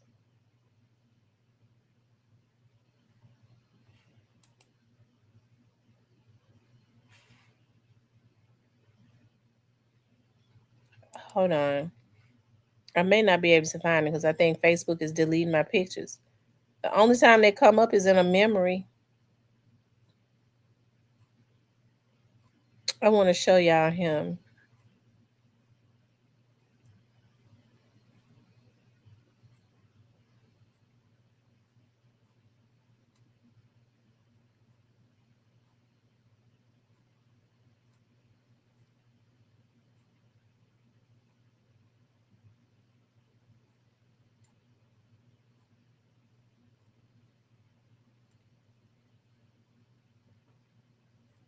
I don't see it, y'all.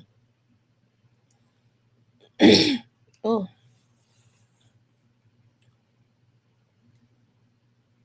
I think that bacon made me sick.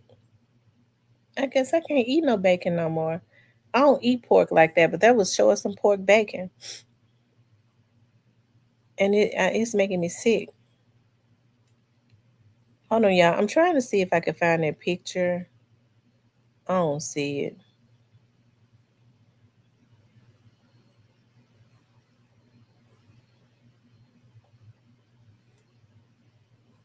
And I know that picture is supposed to be.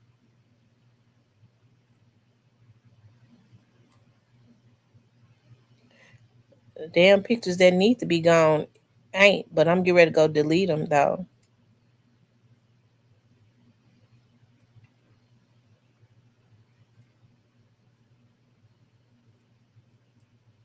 Hold on, y'all. I pray that I can find that picture.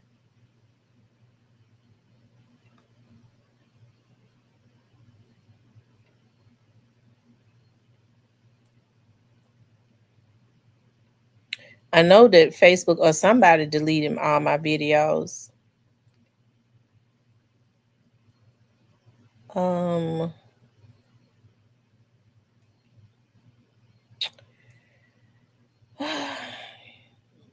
Let's see.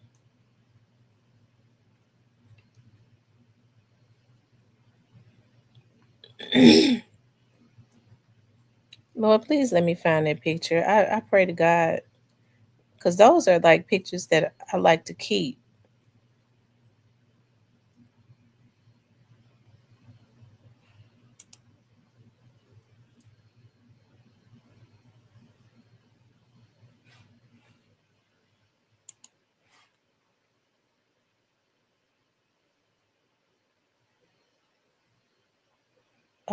Is this one?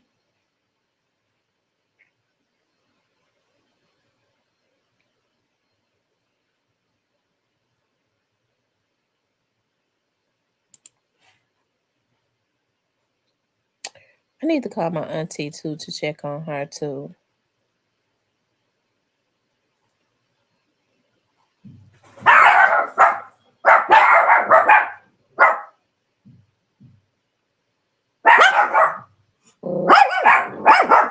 Be quiet.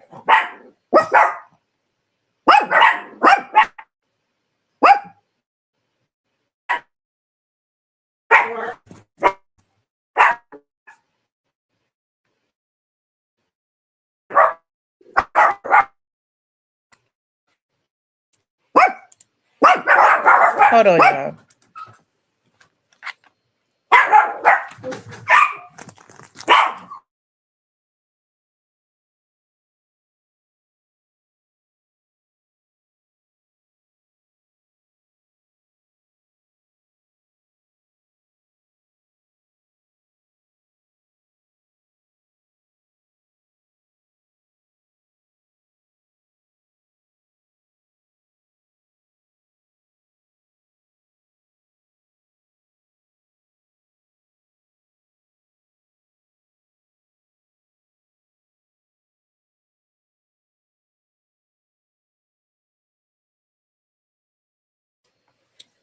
Yeah, I can't believe I cannot find his picture. Oh, okay. So here it is. Here go one of them right here.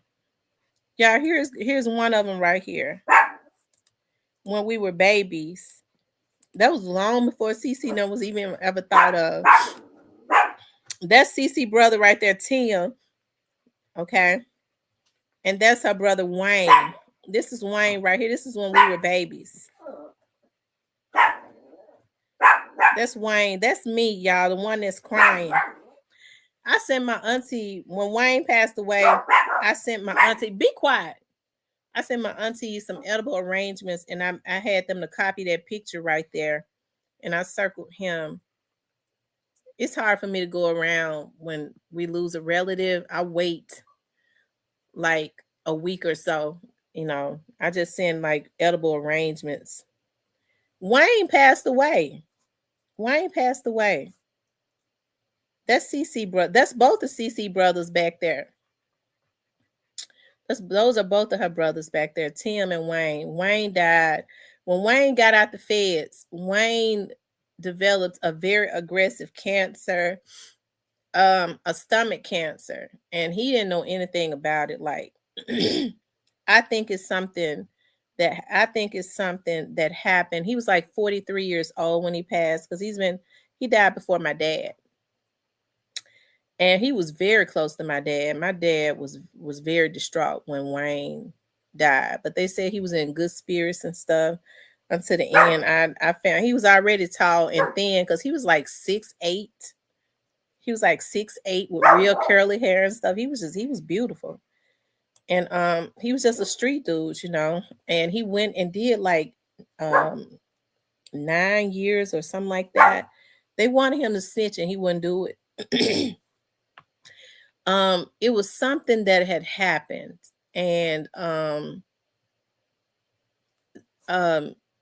don't think they was able to get him on everything, but what they did get him on, he did like 9 years, but they wanted him to tell on other people. He didn't. He just went and ate the time up. And then when he got out, he was with his wife and family and stuff, and they were still having kids, and because Wayne had they had a lot of children. And next thing I know, they was like, my dad was like, they say Wayne got cancer. And they say he was still downplaying it, but then he started passing out, from what I'm told, and then my auntie said, Cece mom's mother was like, they're saying that Wayne's cancer is too aggressive. And that only happened when he went to the feds. I think something went on, because what I noticed is a lot of time, like when these boys go, especially to the feds, and they do that time and stuff, and they get out, they always have some type of issues, some type of sicknesses. It's like, I don't know what is going on, but I believe that they purposely doing something to him. Because Wayne was one of those ones that they just couldn't stop. I think some of them, they be wanting off of the street. Unfortunately, it's really sad. But I was looking for like a picture, because he was at our grandmother's tombstone, and I don't know if I still got that picture as an adult. That was right before he wasn't sick on that picture. I couldn't bring myself. A couple days before he died, my dad said he went and talked to him at his house, and he was in good spirits. They had a long conversation, like he was still the same Wayne. And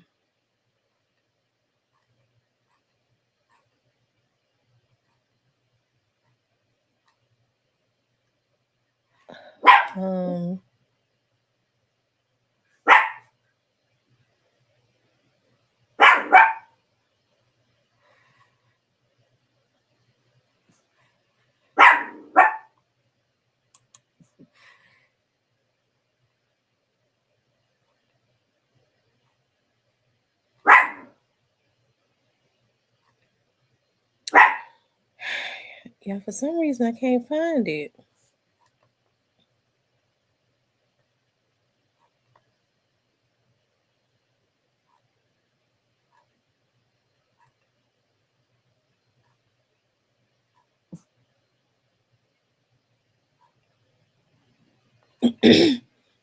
I'm interested in knowing where the picture is myself, because I would like to keep it for myself.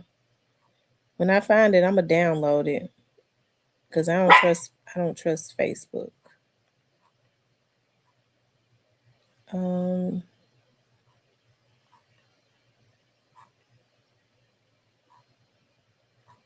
You would think that picture would have been right around.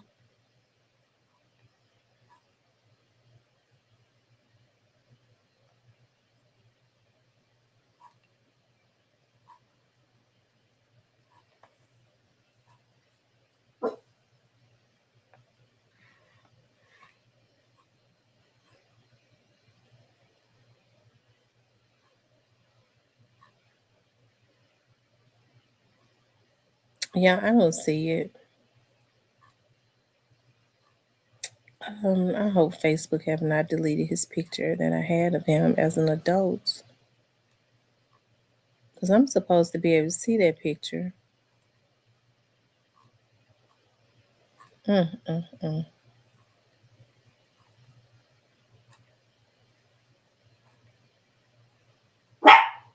keep looking at it, I don't see it.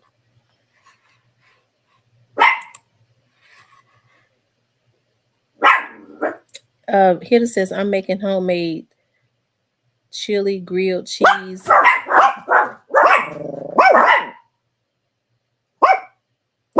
And Philadelphia cheesecake. Ooh, that sounds so good. You make me want. I don't have the pie crust, cause I would make a cheesecake too. Oh my god, I love to put vanilla, a little bit of vanilla, and a little bit of lemon zest in my cheesecakes. Hey, Sean. Hey, Sean. Sean, how is the weather in Indianapolis?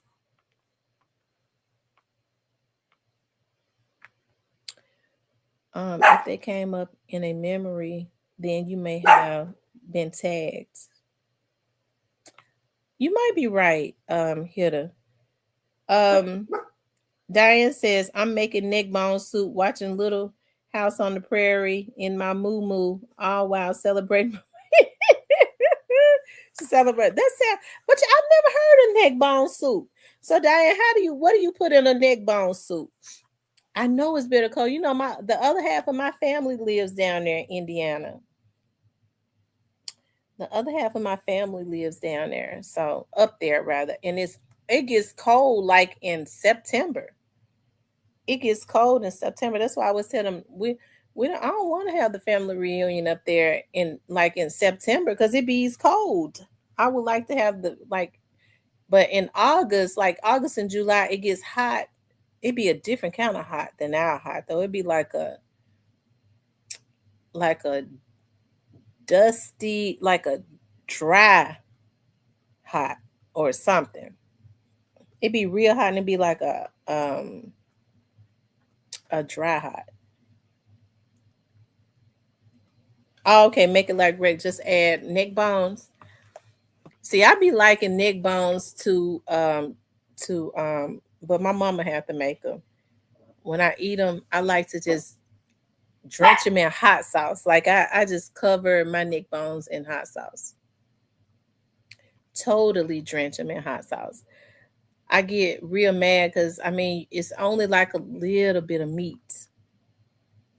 You have to eat like 4 of them to get full.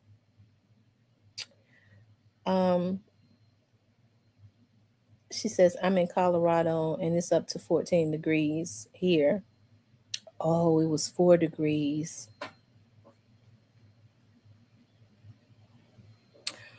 Oh my God. Hitta. Oh, that sounds so good. It's called Biscoff. I picked up, it was a lady. I was in the Italian market over by my house yesterday.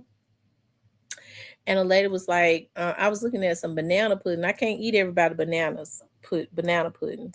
And I was like, are those good? She was like, is it Biscoff? She was like, it's really good. And so I got a little, because they're in small little containers. They really beating you for $8, a little bitty small container.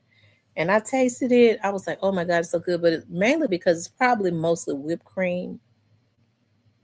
I made a banana pie for my kids one time. I was trying to make a banana pudding and it turned into a banana pie. And I don't remember how I made it, but my kids devoured it. That's when they were still babies. They was like, Mama, we love your banana pie. And my mama was like, yeah, it's a banana pie because it's definitely not a banana pudding. She was like, we don't make no banana puddings like that. But I made a mistake and made it how I made it. It turned into a banana pie. My kids loved it so much.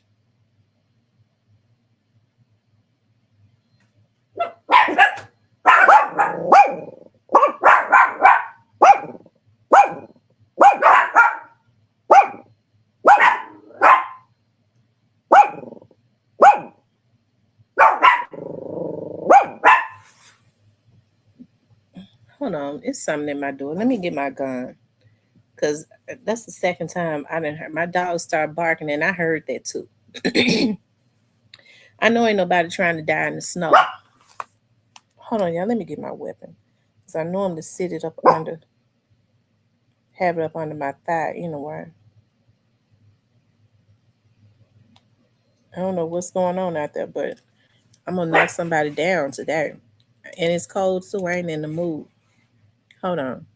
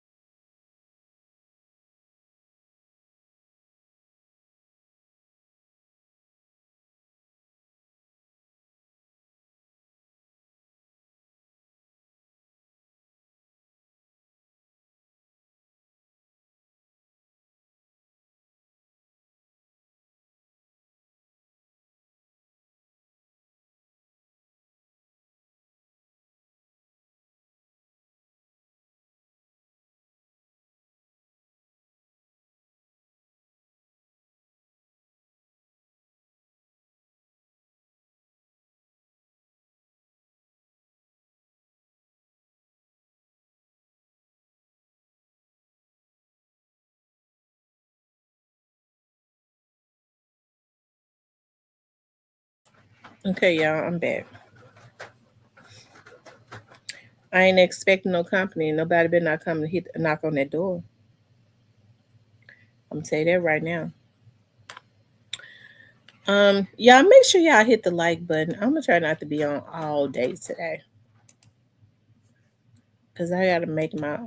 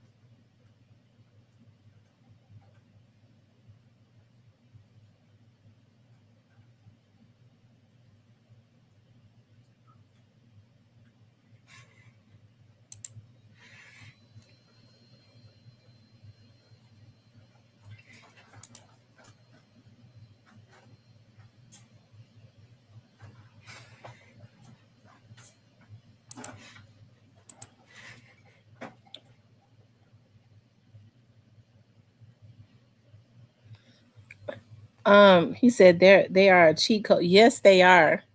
They make the banana pudding taste better, if you ask me.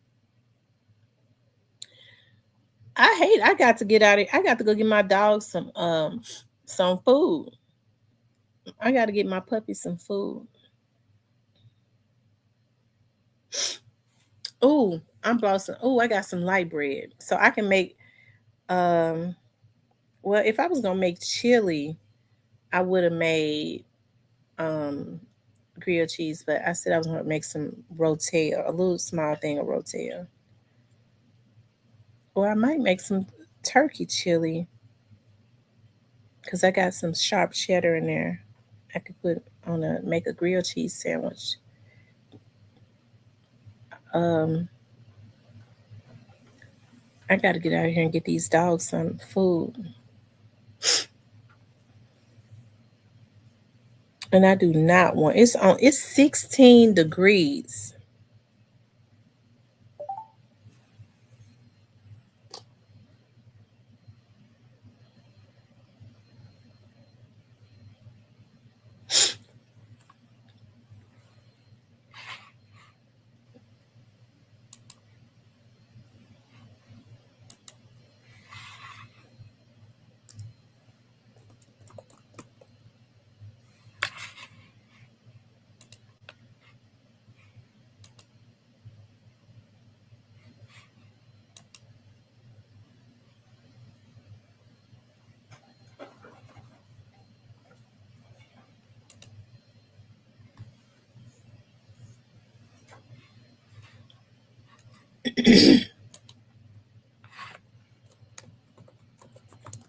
Y'all hit the like button for me.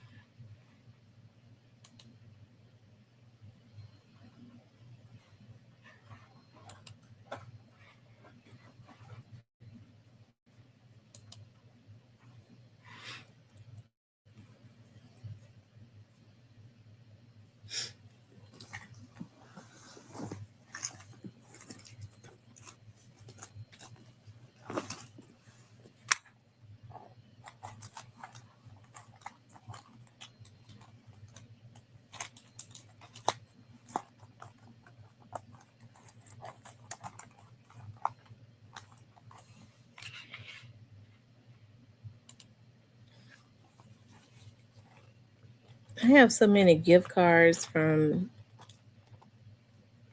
for restaurants that I be having in my purse for years that I never use. I'm gonna make it a priority when the weather is better. I got a gift card to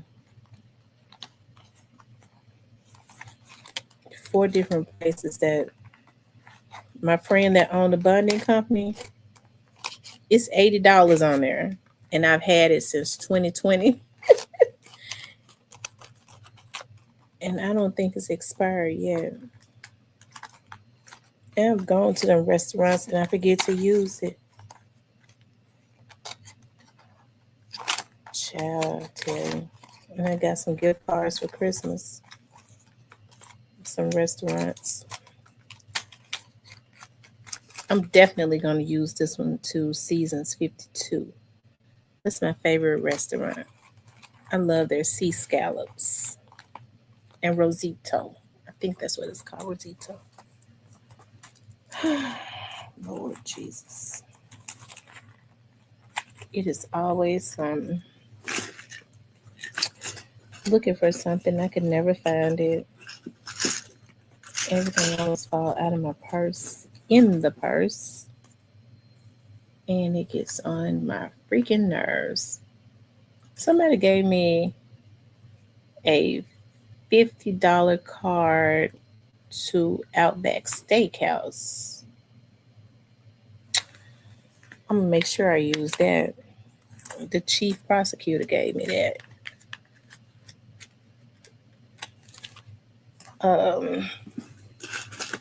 I forgot about it. I ain't been in Outback in so long. When I went to Murfreesboro, here goes my other card. Seasons 52. I am going to put that right there because I am going to go to Seasons 52. I got 2 cards, 2 gift cards. As y'all can see, I'm just going through everything in my purse. Try to organize everything. Throw away stuff that I don't need.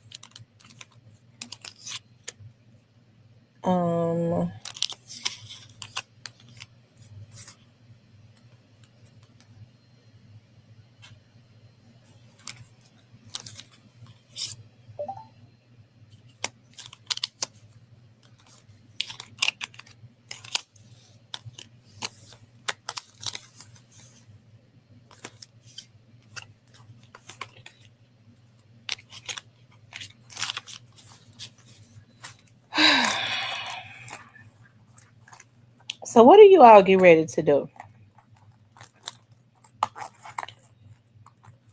I'm looking at it. They're threatening to cancel my credit card because I haven't been charging nothing. You know, we got to leave these credit card companies alone because they be threatening to close your account when you don't charge nothing. And then they'll threaten you and say, and that's going to take your credit score down to close your account. I don't want to charge nothing. They try to penalize you for that.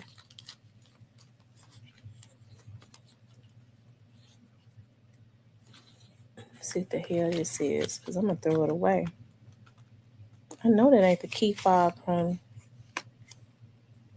Oh wow, this. Lord, thank you. I didn't throw this away. This right here is a gift that somebody gave me. What is this? It is It says activate. They gave it to me December the 5th. It's a gift card for $10. Oh, wow. I appreciate that so much. Oh, okay. This is what the young lady, one of the other investigators, gave me. I was thinking it was a key fob from the hotel room when I was in Murfreesboro. I'm gonna have to use it. That right there. What I'm looking for, I can't even find it. Okay, here's on one of the things that I was looking for that I found. I'm looking for the other one. I wonder if this card is expired because it look old. Let's see.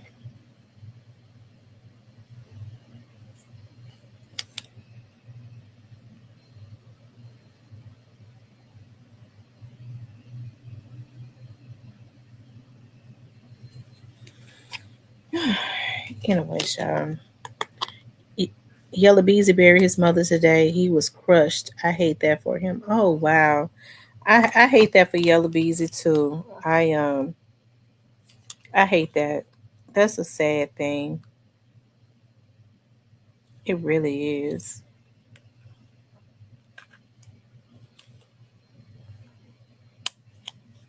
Mm. That's really sad. I be hating to see people lose their loved ones.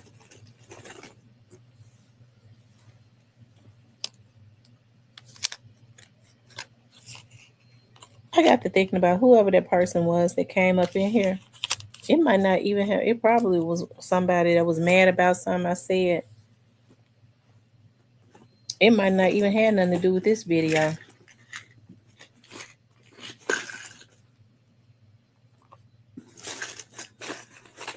Child, they might be mad about something else.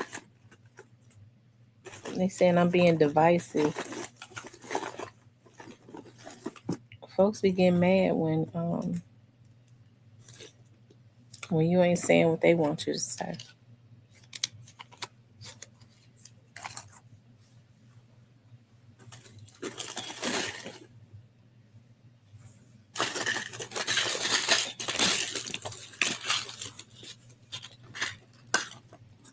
They be getting mad.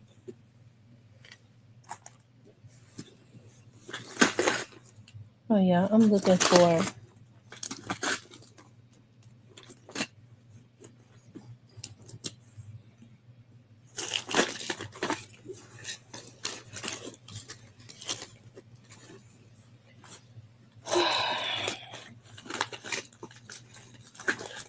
what I'm looking for. I can't find.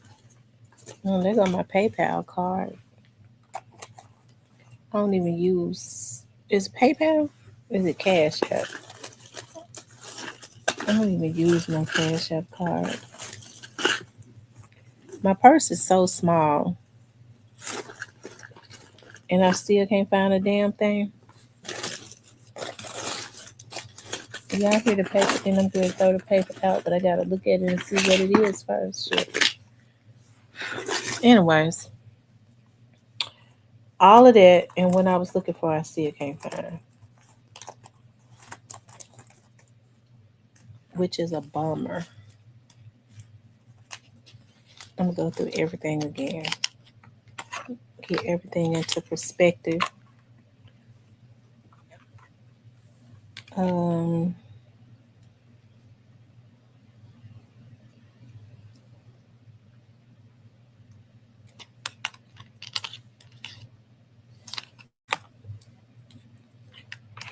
Anyway, y'all, what y'all got going on?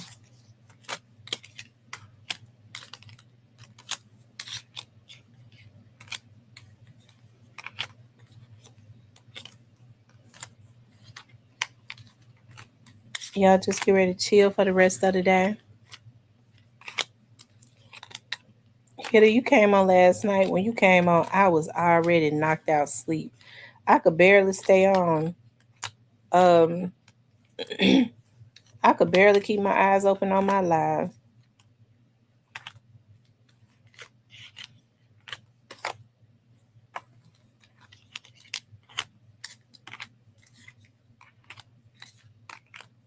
I could barely keep my eyes open.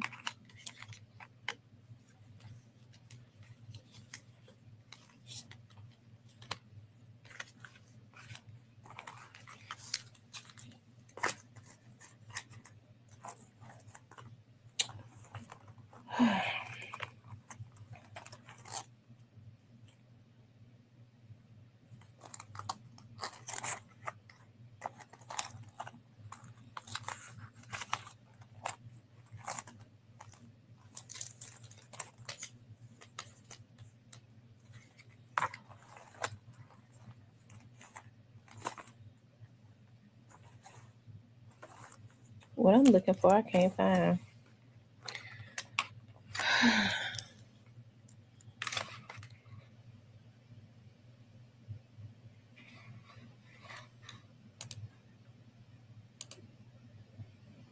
was going to say I might come on tonight, but I've been on already for what, like 3.5 hours, just stopping by. I'm gonna sit here.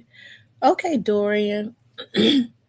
I got to cook. I gotta cook, and I'm trying to decide on what I should cook. Should I do the rotel, or should I do the chili, or should I do the? I'm gonna do the chicken noodle soup next week. Should I do? Because I'm trying to think. Because if I could do chili and jalapeno cornbread. I can do the chili, chop up some jalapenos, and do a homemade cornbread and eat that with the chili.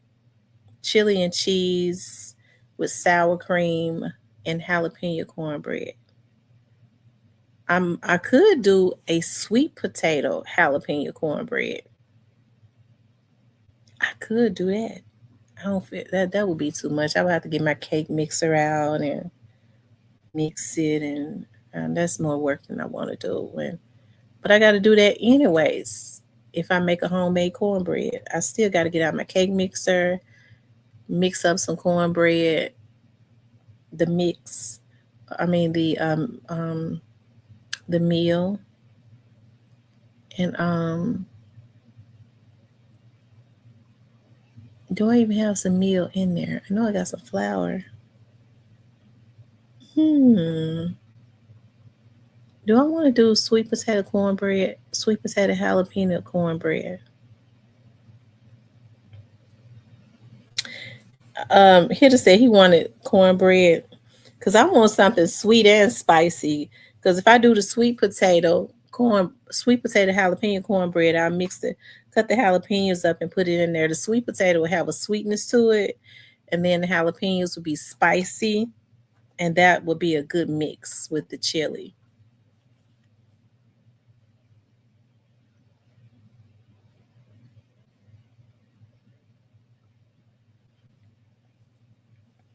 He said we talked about Dubai in the nasty. That lets me know, you know what? That kind of when Ari said that kind of let me know that she already did that. She's already been going to Dubai. She started that remedy line, so she probably had to go to Dubai to get the money. Okay, she probably went to Dubai and got the money to start it. That's what it seemed like to me.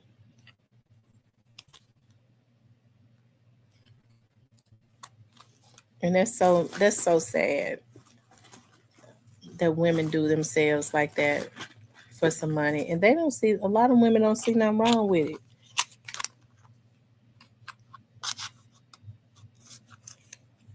I never thought I would live to see the state that we're in now, though. I never did. I never thought I would live to see it. But class is definitely extinct nowadays. Because in the Black community, that stuff is being glorified. And then with how they do the black women, they'll say, well, you know, white women been doing it for years, so y'all can do it too. White women been doing it, but they been hiding it. You know, that's how they justify things and you know, make a fool out of the black people. So you have black people saying, well, white women do it, why can't I do it? Like, wow. You just need to have some class about yourself. You got kids and stuff. She got a son. As a mother, how could she ever get on there and say that? And she got a son. You know, she got a son. Son has to go to school. Kids are very advanced. They look at the internet.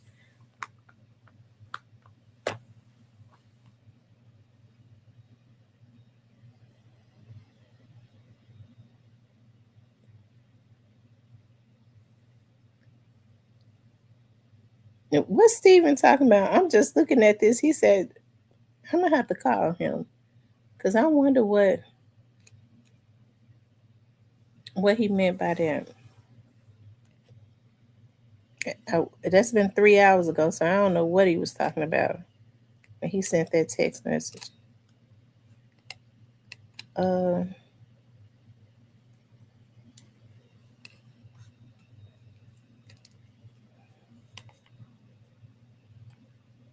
My dog's got a few cans of dog food. Maybe I should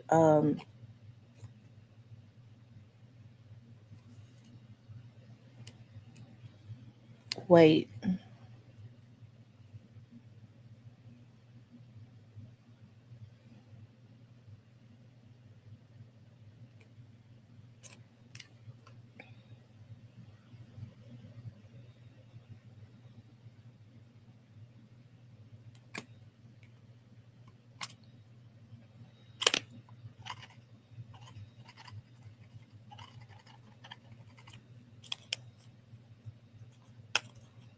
Because I do not want to get out. It is just too cold for me. I do not want to. They got a few cans of dog food. They got like, I think it's about 4 cans. 4 cans, let's see. They eat 3 times a day. So they've already eaten their breakfast. They've eaten breakfast. They got to eat again. They could eat twice today and be cool. Feed them twice tomorrow.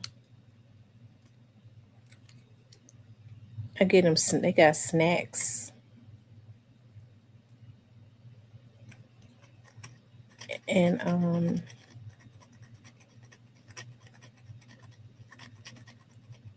then they'll need some more dog food by, let's see, 1 today, 2 tomorrow. They'll definitely have to have some more dog food by Monday. I wonder what the weather is going to be looking like Monday. It might be better. I'll get out and get them some dog food. I do not want to get out right now. It's cold. I'm going to get ready to go get in the, take me a hot bubble bath. Y'all know I be looking for any reason to get in the tub. Because I love to take bubble baths. And use my my bath bombs and my bath salts in my body. I'm gonna get ready to show y'all what I used to use. Hey, actual treasure.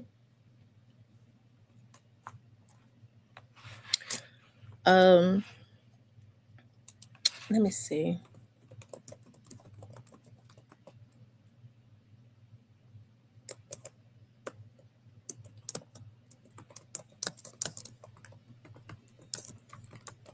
They don't have them anymore. Oh my God, I've been looking for them everywhere. They are so expensive. They don't sell them anymore in the in Marshalls.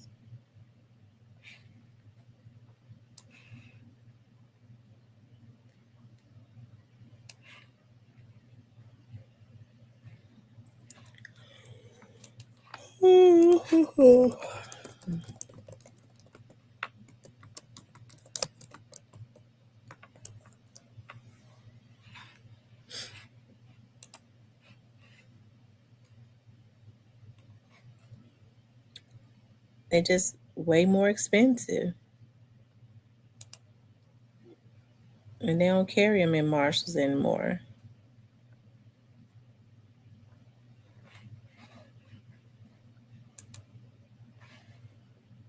I can't pay $17 for no body bath. I mean, for no bubble bath. Ooh, oh my God. And now they got new, let's see, bubble bath. They got new scents.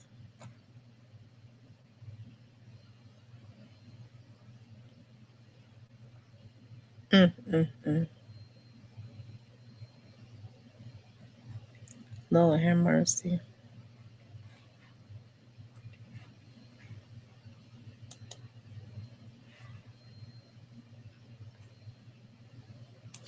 I wonder if they were selling the 21 ounce in Marshalls. Let me see.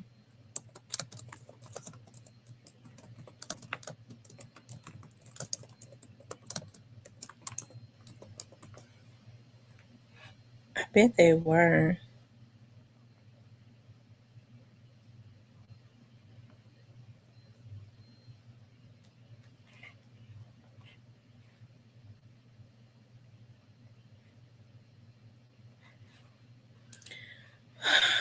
Oh well.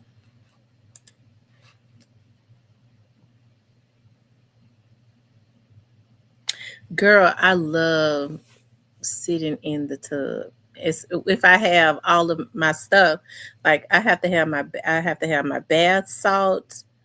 I like to throw, like when the water is running, I buy a lot of bath bombs. I like that fizzes, when you throw it in the water, it starts to fizz all over the water. Have the water fizzling, and my bath salts that has my skin so soft. And I like my bath scrub. That's what my daughter be stealing. Okay, my bath scrub. And I found some bath scrub in Marshalls. I got so many. I probably got like, oh my God, I've accumulated so many, maybe like almost at 100 different scents in there. So now I've gotten to, I bought this in Marshalls some months ago, and I'm just getting around to using it. And it's a Now Later. It's the Now Later scent. And I put that scrub on me on my scrubbing thing. Oh my God, girl. It had me smelling just like a Now Later. I promise you. I love those types of scents. Yes, I remember that. I'm gonna tell you, my mama still like that Avon. What is it called? That Avon stuff that you put in the water. My mother still like that. They have your skin real slippery. But I just like the spa experience. When I get in the tub, I love the spa experience. That's why. Because I buy a lot of stuff. I like to enjoy while I'm sitting in there so I can relax and all of that good stuff. Yes, indeed.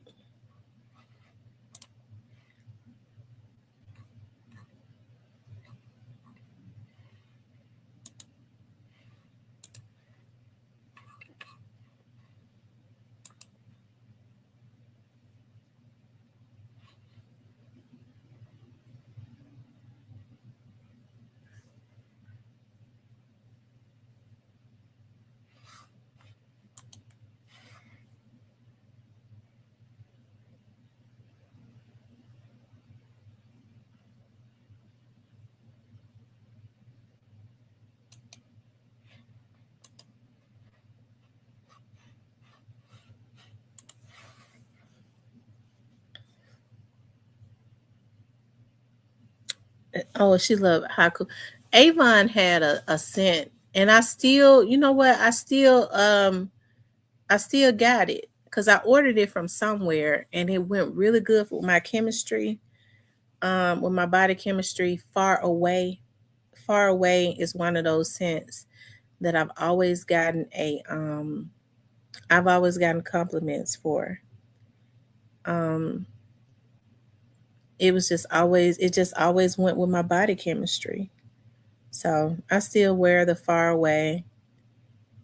Sometimes, if I see it first when it's sitting on my dresser, oftentimes I something else will catch my eye so much.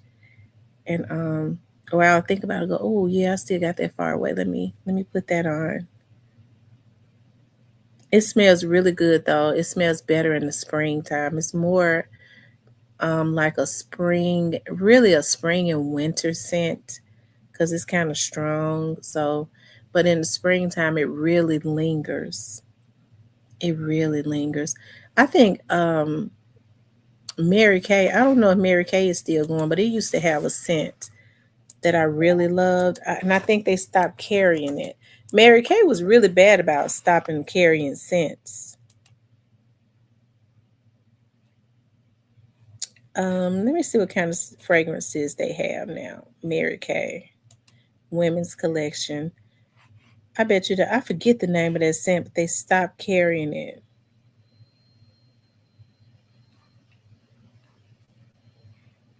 They ain't got it no more because I don't see it and I can't remember the name.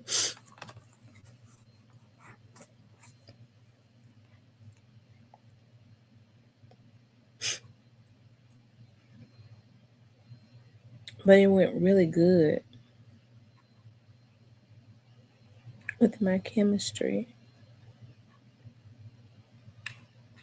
I'm getting ready to see if I could pull up perfumes that Mary Kay stopped carrying.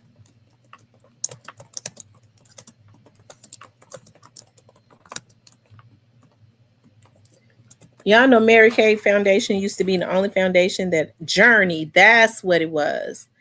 Mary Kay's Journey. Oh my God. I used to get so many compliments. I used to love that Journey.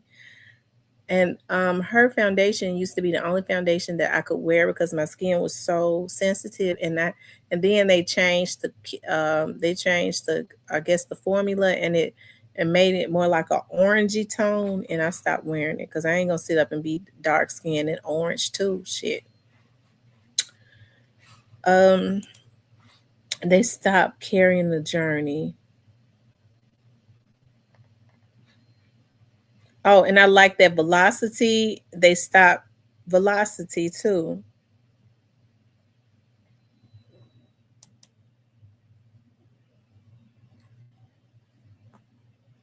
And child, they sell that stuff online, and they try to sell it for $100. They out of their darn mind. Let's see, Mary Kay Journey.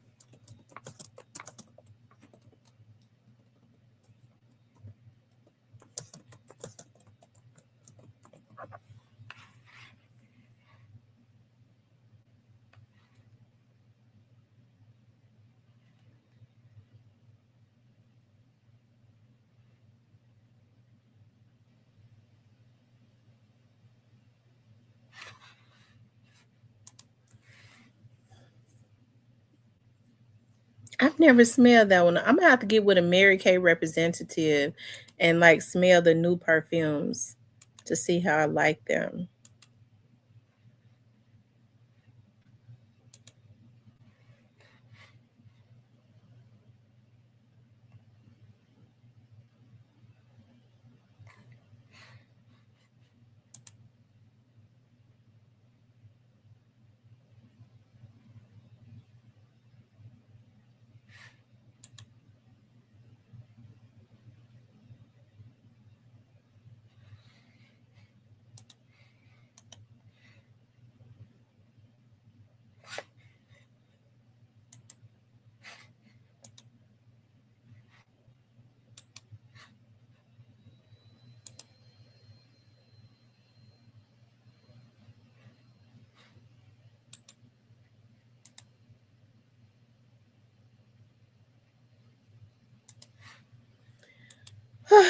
All right, y'all. I'm getting ready to get off so that I can put my food on. And Hitter got me thinking now because I definitely bought some. I always like to make my cheesecakes from scratch. But if I go up to the Italian market, I can get. That would be my exercise if I walk to the Italian market. You know, it's too cold to walk.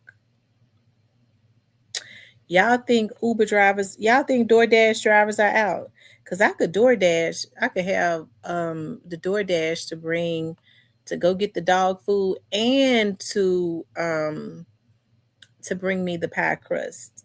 Well, do I like to do I want the pie crust? Or I want to make my own pie crust. I'll just get the pie crust already made and just make my cheesecakes, whip up my stuff and make my own cheesecakes because mine tastes better than the stores. Anyways, what do I want to top my cheesecakes with? Do I want to top it with cherries? Or do I want to top it with strawberries? Sweet strawberries? I want to make it a lemon cheesecake. Or do I want to make it a cherry cheesecake? Should I put strawberries on top of it? Y'all know I'm flipping out when I'm talking to myself on what I should do.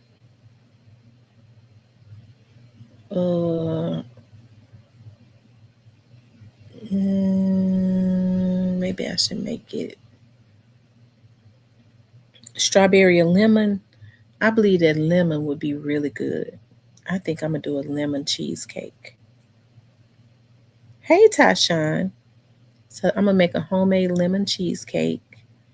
And now I got to decide on if I want to do taco chili.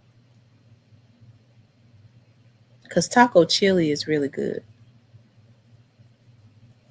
No, I'll do regular chili. And I might do a taco spaghetti next week. That's what I'll do. I'll do taco spaghetti next week. Or do I want to do taco spaghetti today? And then I can eat it tomorrow. I think I'm going to do taco spaghetti. Taco spaghetti and lemon cheesecake.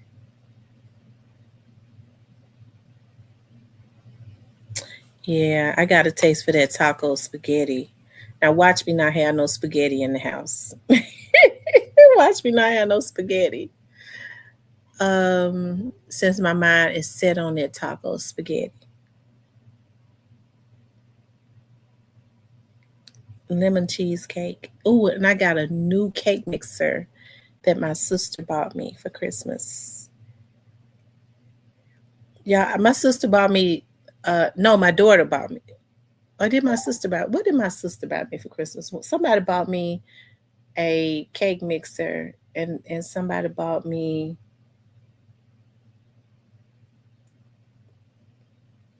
I forget. What did my sister buy me?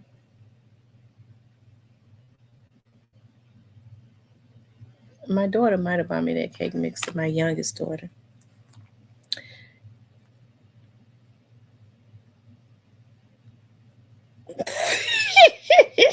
Steven, you must have been. Steven, I just looked at your text message. What was you talking about? I forget what you was talking. I don't even know what you was talking about in that text message. Actually, Steven, with the taco spaghetti, I use I don't use the real spaghetti. I use the other thing. I use the plant-based. I make the plant-based spaghetti.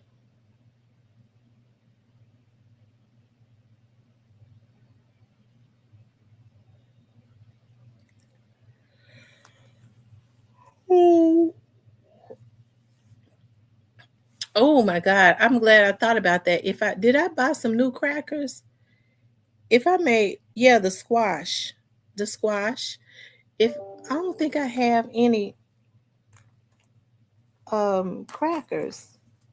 But I was gonna make jalapeno cornbread though. I was gonna make jalapeno cornbread.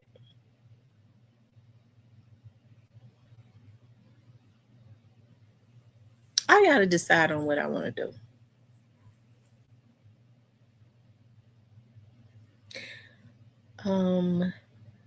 Taco spaghetti or do the chili. I still like to eat chili with crackers, even if I have cornbread.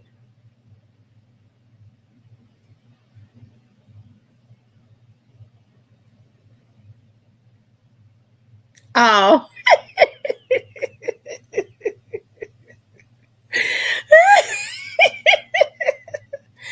Oh Lord have mercy.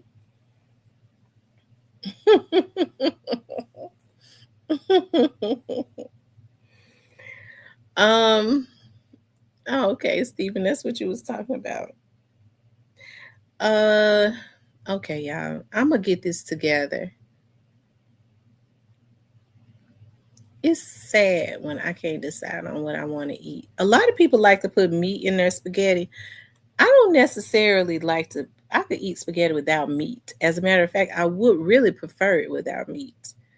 But if I put the meat in there, I won't have to cook a meat.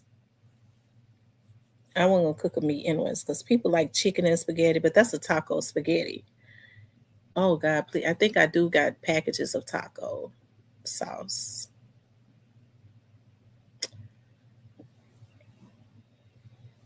So, anyways, y'all, I'm gonna get off of here. I've been on here almost 4 hours. I have gotten very, very hungry just thinking about what I want to do. And it feels like my heater is not working. It's so cold. I got to do that and get up under some cover. Anyways, I may get back on later. If Cypress and Hitter don't come on, then I may come back on later. If not, I'll just be in the bushes. Okay.